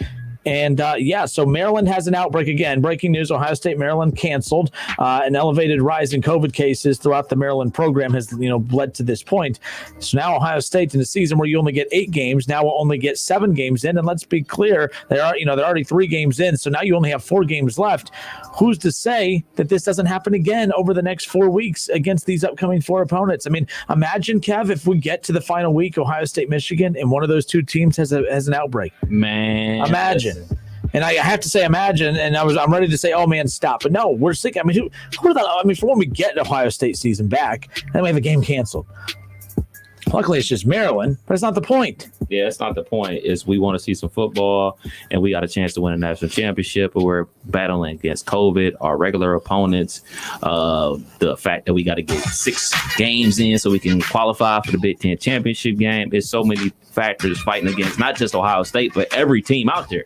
Yeah, again, the virus didn't just say, hey, you know what, Buckeyes, you have Maryland this week. I plan on jumping in and, kind of sticking it to you a little bit. All right. We're going to give it to you. We're going to give you a week off since it's just Maryland. That's not how it works, because the virus also took away Alabama, LSU. Now you could sit there and say, well, LSU is nothing special this year. It's still Alabama, LSU. Right. That's still a big, what I mean? Like, that's still a big matchup. So moving forward, what does this mean for Ohio State? We'll keep an eye on what's going on, and Matt could be jumping back in on the conversation. Maryland should forfeit. What if this cost OSU a championship? They did forfeit, technically. They both forfeited. I mean, you don't get an L, but ultimately, you don't have to get the L's to still cost you a Big Ten championship, because you got to get games in. You have to get a certain amount of games in. How many games did Wisconsin miss? They missed 2. 2. So they are on thin ice. I mean, Ohio State, the ice is starting to melt. The ice is starting to melt. Global warming. The ice is starting to stick to sports. No. So the ice is starting to melt that Ohio State's on.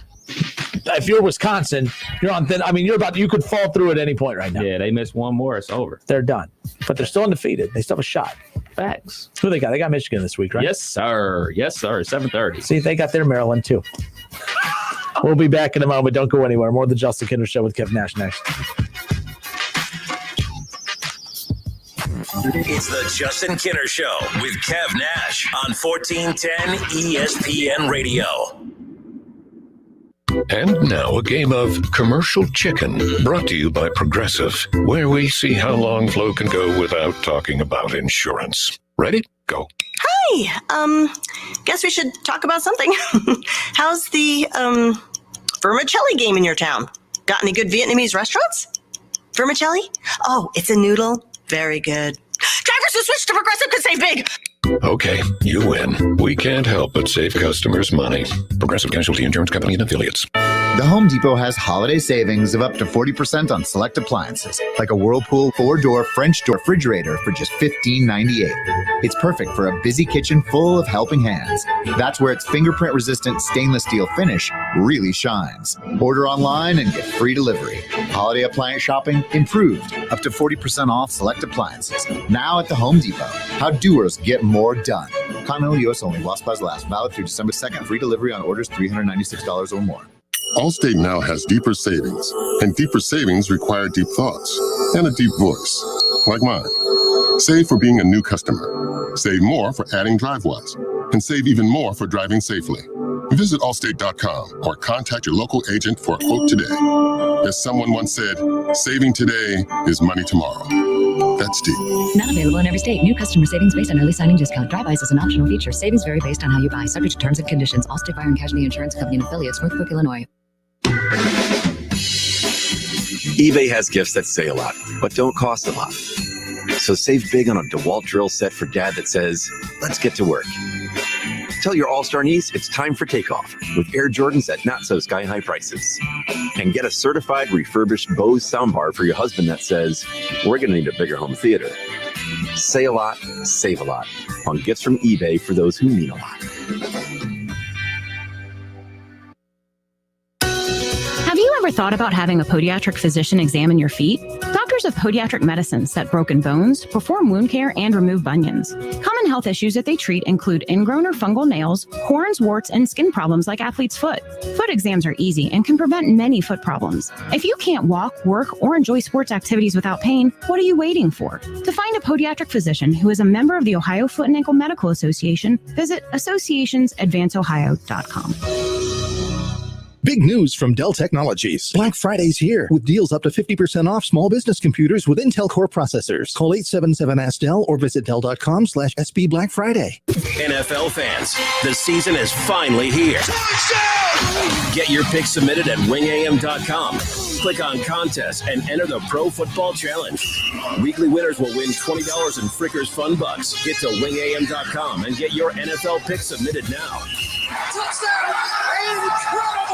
Good luck. College football playoffs, Browns, Bengals, Buckeyes, and more. Catch the Keith Fire Show Mondays at noon on 1410 ESPN Radio.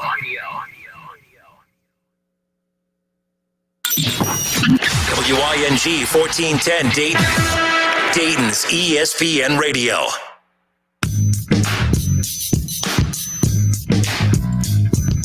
Justin Kinner, Kev Nash, back with you here on 1410 ESPN Radio. Kev, who we got on hold as we get things going? I think it's Nick. You think it's Nick? Nick, we still got you on hold, sir. Nick, call back. We'll get you back to the top of the line. For those of you, for the rest of you on hold, we'll get to you guys coming up here in just a second. But again, Ohio State, Maryland canceled this coming up Saturday.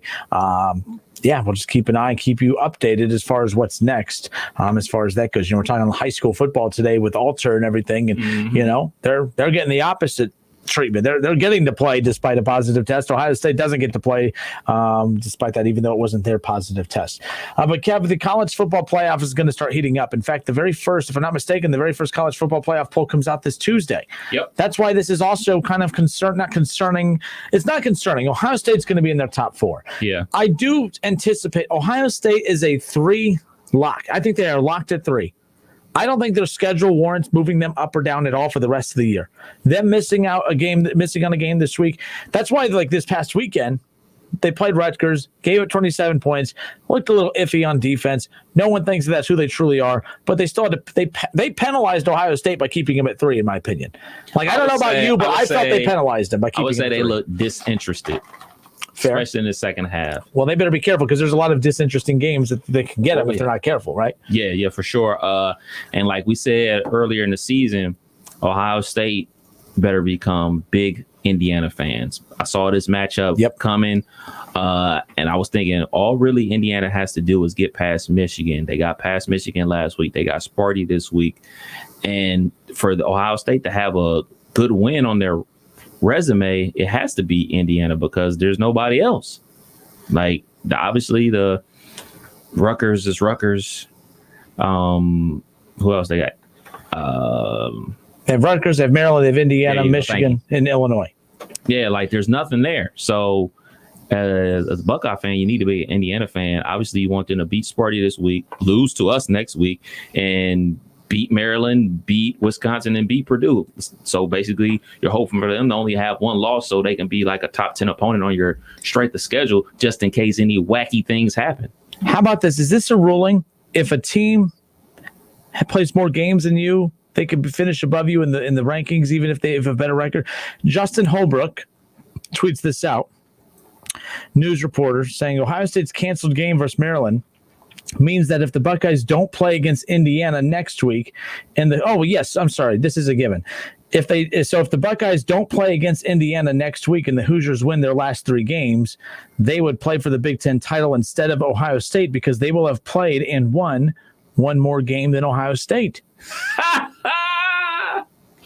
This could be, Indiana, for you 5 Indiana fans out there in Dayton listening right now, keep in mind, is that true? Ask Penn State. Well, so what this is saying is like, okay, let's say that Ohio State's game, so if next week, so their game with Maryland's canceled because they're in the they're in the Big Ten East. Yep, they're on the same side, right? So if Ohio State and Indiana gets canceled because of an outbreak or what have you, that means Indiana would miss that game, yes, but they still would have one more game up on Ohio State, assuming that they win their final 3 games. So what this is saying is that, like, let's say Indiana wins out and avoids having to play Ohio State because if it gets canceled. Again, it's a long shot just throwing out the scenario. Based on what's happening now, this is why Ohio State missing a game is so crucial, because now you're playing with house money. You're playing with house money. The rest you have no clue what's going to happen. And so if Indiana and Ohio State doesn't happen, and Indiana wins out, Indiana would have played one more game than Ohio State. Although both teams would be undefeated, Indiana would get the representation of that conference in the Big Ten title game because they would have won and played more games than Ohio State. Oh, my goodness. Thanks, Biden. Thanks a lot. Dude, if that happens, I don't even want to know what Big Ten country is going to say. Well, people keep blaming Kevin Warren. Folks, stop blaming Kevin Warren. He's going to be on the hit list. He's the messenger. Blame your athletic directors. Blame blame them. And I'm not even saying it's fair to blame them. I'm just saying blame them. They're the ones that make the decision. He's the one that grabs the mic. And he's the DJ. He plays put it this way. Man, this DJ sucks. Well, he has nothing on his playlist. He just plays what you request from him. So don't get mad at the DJ for playing crappy music when he's only playing what you are requesting. That's what Kevin Warren is, a bad DJ. Kevin Warren is playing the bad hits that are being requested by the presidents and the athletic directors. Blame them. Blame the university presidents, right? That's How was that? Scary thought. Was that a good analogy? It's solid. You know me and my analogies. That's a scary thought, man. That's a very scary thought that Indiana could go to the Big Ten championship game because of another school not being able to play games versus the Buckeyes. That's a scary thought. And to be perfectly honest, in a situation where we don't know what's going to happen week to week in the Rona and everything like that, it's honestly likely it can happen. Everything's on the table. Everything's on the table. Ron says, thought the show was not political. It's not. Stop being soft, Ron. Go away then. It was a joke. Come down. We're not talking politics. I didn't ask who you voted for. Just chill out. My goodness. Anyways, where were we? We were having an adult conversation before Ron interrupted. What's happening here? So yes. And by the way, that's a long shot, mainly because I don't anticipate Ohio State, Indiana being canceled. I would if Ohio State had this breakout that led to the Maryland game being canceled, and would Ohio State be cleared to play Indiana here in 2 weeks? But we'll see. We'll see. Everything is up in the air. Everything is week to week. Everything's day to day. Right. I was not expecting that. I was in my office and all I heard you was say, "Oh no." I was like, "Oh what?" Throw off the air. Yeah, nothing. I would have rather been off the air, to be honest with you, than Ohio State to have their game canceled coming up this weekend. Unreal. All right, but let's transition into this too. So the college football playoffs, how this could impact Ohio State is I think they're locked in at 3. You had this past weekend when Clemson lost, everyone right away is Ohio State should definitely be number 2 now. Because even with, but this is where the conversation of resume versus talent comes in. Because if we would assume Ohio State's either 1 or 2. I think they're either one or two in regards to one of the best 2 teams in the country. I believe that. I think all Buckeye fans believe that. But I also believe that your resume has to have enough on it to justify moving you up or backwards. And Ohio State's resume there's nothing there to allow them to move up. Right. Well, they beat Penn State. They're 0-3. They haven't done anything. Right. They haven't done anything. Ohio State's locked at 3. And the committee is going to do everything that they possibly can, Kev, to keep Clemson at 4 or to get Clemson back up to number 1. They don't want Clemson number 2 in the country. They don't want Clemson number 3 in the country. They want Clemson at number 1 or number 4. They're going to want Ohio State stuck at 2 or 3. They want that Ohio State-Clemson national championship matchup. And when you end up getting the best of both worlds, for one, as Buckeye fans, we would get to see Ohio State-Notre Dame, watch the Buckeyes kick their ass and put them out of the playoff. And you would still get Clemson-Alabama 1 versus 4.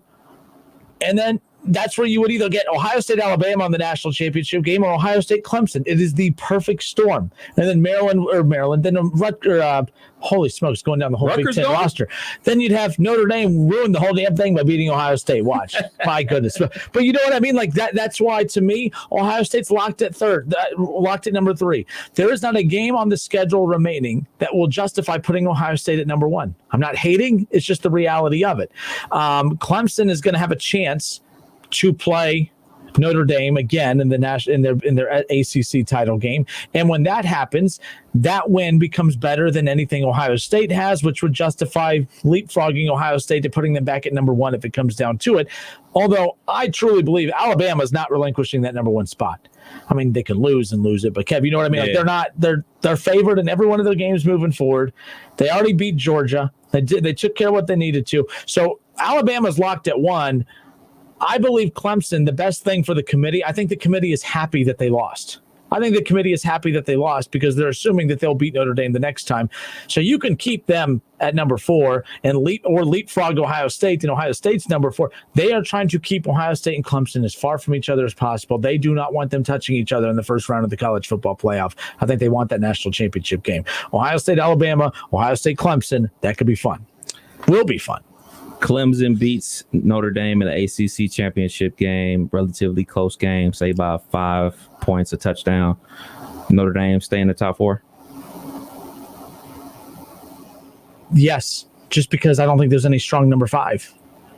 Like, we're talking about Texas A&M, who their one loss is still a blowout. Lost to Bama. Cincinnati is the cute team.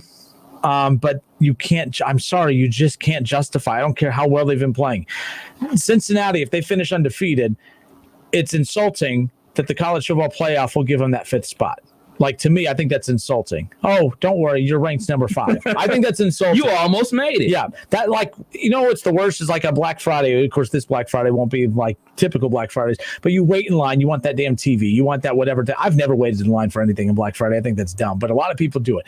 But imagine waiting in line for hours Black Friday because you want to get this great deal on the TV, and you want to get it. You want to get it. You wait and you wait and you wait and you tough it out. It's cold. It's snowing. It's raining. It's miserable, but you're toughing it out, and you finally get up to get that TV, and that team in front of you, or that person in front of you in line takes the last TV. But you're up next, but we're all out of TVs. Cincinnati's up next, but we're all out of spots in the college football playoff. Unfortunately, Cincinnati has that 5th spot locked down if they remain undefeated for the rest of the year. But if Clemson beats Alabama or Clemson beats Notre Dame in a close one, I still think that Notre Dame's in, assuming they don't lose the rest of the way. Charles Tackett on Facebook just asked about BYU. Mm-hmm. I feel like I'm being a snob with BYU the way I am with Cincinnati. The only reason I give Cincinnati more coverage is because it's Cincinnati. They're local. They have a Buckeye coach. BYU, I'm not going to lie to you. I don't really pay attention to BYU because I still think that I put them in the same boat as Cincinnati. Keep swimming in the deep end, but you got to keep holding on to that wall because you're not going to get out too far in the deep end. You're not allowed. Can't get out there. I don't see Cincinnati making the playoff. I also don't see BYU getting to the playoff either. I'm sure we have listeners that remember when BYU won the national championship way back in '84 with Steve Young at the helm. Yep. I can't remember their quarterback, Ty Detmer, back in the early 90s. They were right there in contention for a national championship. Put a percentage on this. The top 4 teams will be Notre Dame, Bama, Ohio State, Clemson, in whatever order. But those will be the final 4 teams in the college football playoff. Put a percentage on that. I'd say 98%. I'm 98% sure positive. Now, but this is what's fun, though. We do this every year, by the way. Right. Every year, we tab our 4 now. We do it in October. So every year, but that's why the playoff becomes fun, because teams start losing that shouldn't lose. Ohio State loses to Purdue. Penn State loses to Ohio State like last year. So that's what's always fun about one of these teams. Clemson will lose a game they shouldn't. That'll happen. Notre Dame will lose a game they shouldn't, because that's so Notre Dame. But then again, losing to Clemson would have been so Notre Dame, and they beat Notre Dame. So maybe this is a different type of year for them. All right, Alabama, they may lose a game that they shouldn't. Ohio State, who knows? They could win out, but because of COVID, if it keeps bumping them out of games, they could be on the outside looking in just through no fault of their own, just because COVID took away games from them. There's so many crazy twists and turns coming that right now it's easy for me to say I'm 98.5% sure that the Final 4 in the college football playoff, regardless of order, is going to be Alabama. Well, fine, I'll give you the order. Alabama, Ohio State, Notre Dame, Clemson. Those are my 4, and I think that's what it's going to be ultimately. I think they're going to try to maneuver whatever they can to keep Ohio State and Clemson from running into each other in the first round of the playoff. I think they want to set that stage for that national championship rematch between the two. And if they don't get it, and you get Ohio State, Alabama, that's one hell of a consolation prize. I'll tell you that much. Yeah, definitely. And I mean, what about you though? Your percentage? Man, I love college football so much, and I watch so much of it, man. I know somebody's going to lose. Somebody's going to fold to the pressure of the college football playoff. Somebody's going to lose the game that everybody expected them to win, like this week. I mean, crazy things happen. Like, I remember the year Notre Dame beat my Florida State Seminoles at Notre Dame. It's in 1993.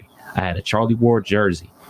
The following week, I watched them lose to Boston College. Nobody predicted that to happen. Like, the Irish are just going to march on the way to the national championship, play Nebraska for the national championship. It's going to be epic. But no, they lost.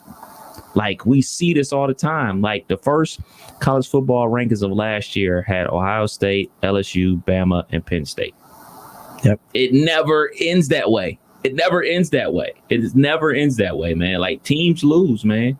So I would go, I'm going to go high because it just seems like that's what's going to happen, but not 90s. I'm going to go in like the 85-ish range. The problem though is the reason a lot of times we're never confident that that's going to be the case is mainly because there's a lot of big games left. The problem is, like, Penn State should still be intrigued. They should be 2-1 to where you could say, oh man, they still have a shot, right, especially if Ohio State trips up along the way.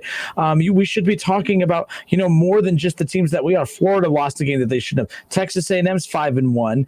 I mean, these are teams that, like, it's just one of those, like, all the teams that should be in the conversation that technically are, they really aren't. Like, Texas A&M has a shot, but we kind of know that they're not going to be in. But see, Texas A&M, they had that blowout loss to Bama, but they beat Florida. Mm-hmm. You know what I'm saying? So what do we do with Florida?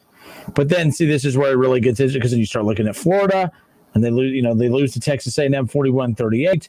But then Florida beat Georgia. So right. Florida could be bad. I mean, let's be clear, Florida still has a shot here. Absolutely. All they got to do is win out. They went out, they're in. They went out, they're in. Like, I mean, we can get real crazy, and we could say Clemson beats Notre Dame, and then Florida beats Bama. Then what? Yeah. We can get wild. Let's go back to the Facebook feed. Let's see. Charles Tackett says, if Indiana runs the table and beats Ohio State, do they deserve to be top 5? Yes. To be fair, yes. Especially because, and again, like, remember earlier, this is where I become a hypocrite. Oh, Ohio State, you beat Penn State. They're 0-3. You beat nobody. But Indiana beats them. Maryland beat them. Who did Indiana beat? Indiana beat Michigan. They beat Penn State week 1. They beat Rutgers week 2, and they just beat Michigan this past week. So they did beat. So I'm like, but they beat Penn State. That's a good win for Indiana. That's a good win for Indiana, but it's like it's an 0-3 win for Ohio State. We move the goalpost constantly in these conversations. See, I still view it as a good win because it was week 1. We don't know anything about anybody. And I also viewed Ohio State win versus Penn State because it's week 2. All this other stuff that's going on now that Penn State is 0-3, people opting out for the season, stuff like that. Now we're going to see how deep you guys are, how deep the team is outside of your starters and everything like that. I still view it as a good win, but if Indiana runs the table, they're in because it's an all-conference schedule. So what difference would it make if Indiana ran it and Ohio State ran it? They're playing the same schedule. They're literally playing the exact same schedule. But this is why I'm telling you, sometimes resumes don't matter. Because Ohio State's resume is not that impressive. But for Indiana, we'd say, it's impressive enough for Indiana to get in. Or it may not be impressive enough for Indiana to get in. Because Indiana would actually be more deserving of making, if Indiana runs the table, let's be clear here. If Indiana runs the table, they're more deserving of being in the playoff based on resume than what Ohio State would be. Because Ohio State's running the table. Yeah, because Ohio State doesn't have a shot to beat the number 3 team in the country the way Indiana does. So if Indiana beats Ohio State, they most definitely deserve to be in the college football playoff if it comes down to it. But if Ohio State wins out, we're not really paying attention to the resume. We're just doing the whole elitist thing of, it's the Buckeyes and they're undefeated, so of course they should be in, which I'm fine with. But this is what I mean by the playoff is always such a pain in the ass because the goalpost constantly moves. Right. It's never the same set of rules for all teams. If you're Ohio State and you run the table, you're in. Cincinnati, you run the table. But who have you played? Well, who's Ohio State played? But it's Ohio State. They're fine, which is fine. But that's why I love the damn college football playoff. It is absolutely fun. Shout out to Ann Anderson. Shout out to her. She says, talent is purely on paper, so is resume. What have you done for me lately? You tell them, Ann. This year is such an anomaly. Anything could happen and probably will. You're right. I mean, my friend Brady texted me saying that's a really high number when I predicted the 98.5%. That's what I'm saying, man. But mainly because I even think my 85 is high. Well, mainly because when I start looking at the rankings and I start looking at the teams building up, like Florida is a little intriguing, but that it's not about what they're doing. It's about me having I have so much faith in Alabama, Clemson, and Ohio State that I think that they'll be fine. Now, Notre Dame is the wrinkle. I don't have a lot of faith in Notre Dame, even though they did just beat Clemson. And they have the best win out there. Maybe. I still think, whether it's fair or not, they'll still dissect it. Well, they may say it's a good win for Clemson or for Notre Dame, but they're going to look at Clemson and say, yeah, you lost, but you were without your quarterback. And actually, being without Trevor Lawrence really is not why they lost that game. They had 5 or 6 guys out on the 5 starters were out on defense. Yeah. They're probably not losing that game. If those 5 starters to be honest, we're going to make it about Trevor Lawrence.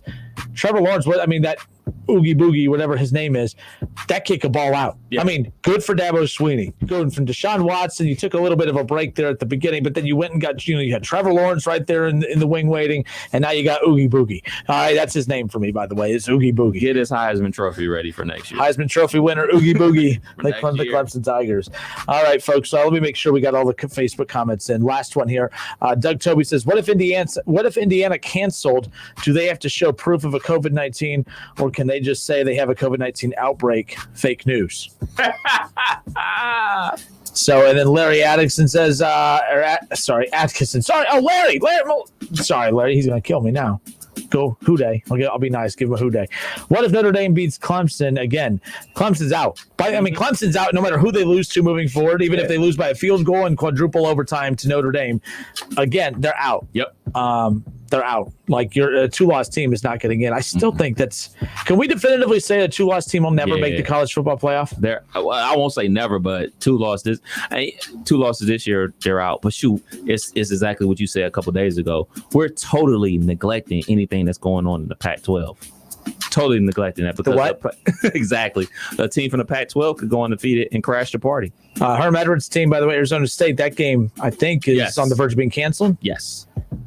Sweet Poor Herm. Sweet up. Last I talked to Herm, when we interviewed Herm Edwards about a month and a half ago, you know what he was taking a break from doing? Him and his team were all drafting an NFL fantasy team. They were all playing Xbox in their locker room, and they were all drafting their teams, and they were about to just do a big Xbox tournament. So when we had Herm Edwards on talking to him, I think he's missing those days. Yeah. Why'd you go to Arizona State? I love Herm Edwards. Why did he go to Arizona State, man? The weather. Go somewhere you could win. Go to that weather, dog. Nah. All right, we'll be back in a moment. We still got Coach Nagy from Wright State coming up around the corner. We'll talk scheduling with him, some of the difficulties that are involved in that. We'll talk about recruiting, all of that, as well as previewing what Wright State could look like. We'll be previewing a lot of Wright State UD coming up here in the coming weeks, Ohio State basketball as well. Don't go anywhere. More of the Justin Kinner Show with Kev Nash next. It's the Justin Kinner Show with Kev Nash. Justin, you're awesome, baby. Right here on 1410 ESPN Radio. ESPN 1410 Wing AM weather. This afternoon will be partly cloudy with a high near 55. Tonight's going to be mostly clear with a low around 32. And tomorrow,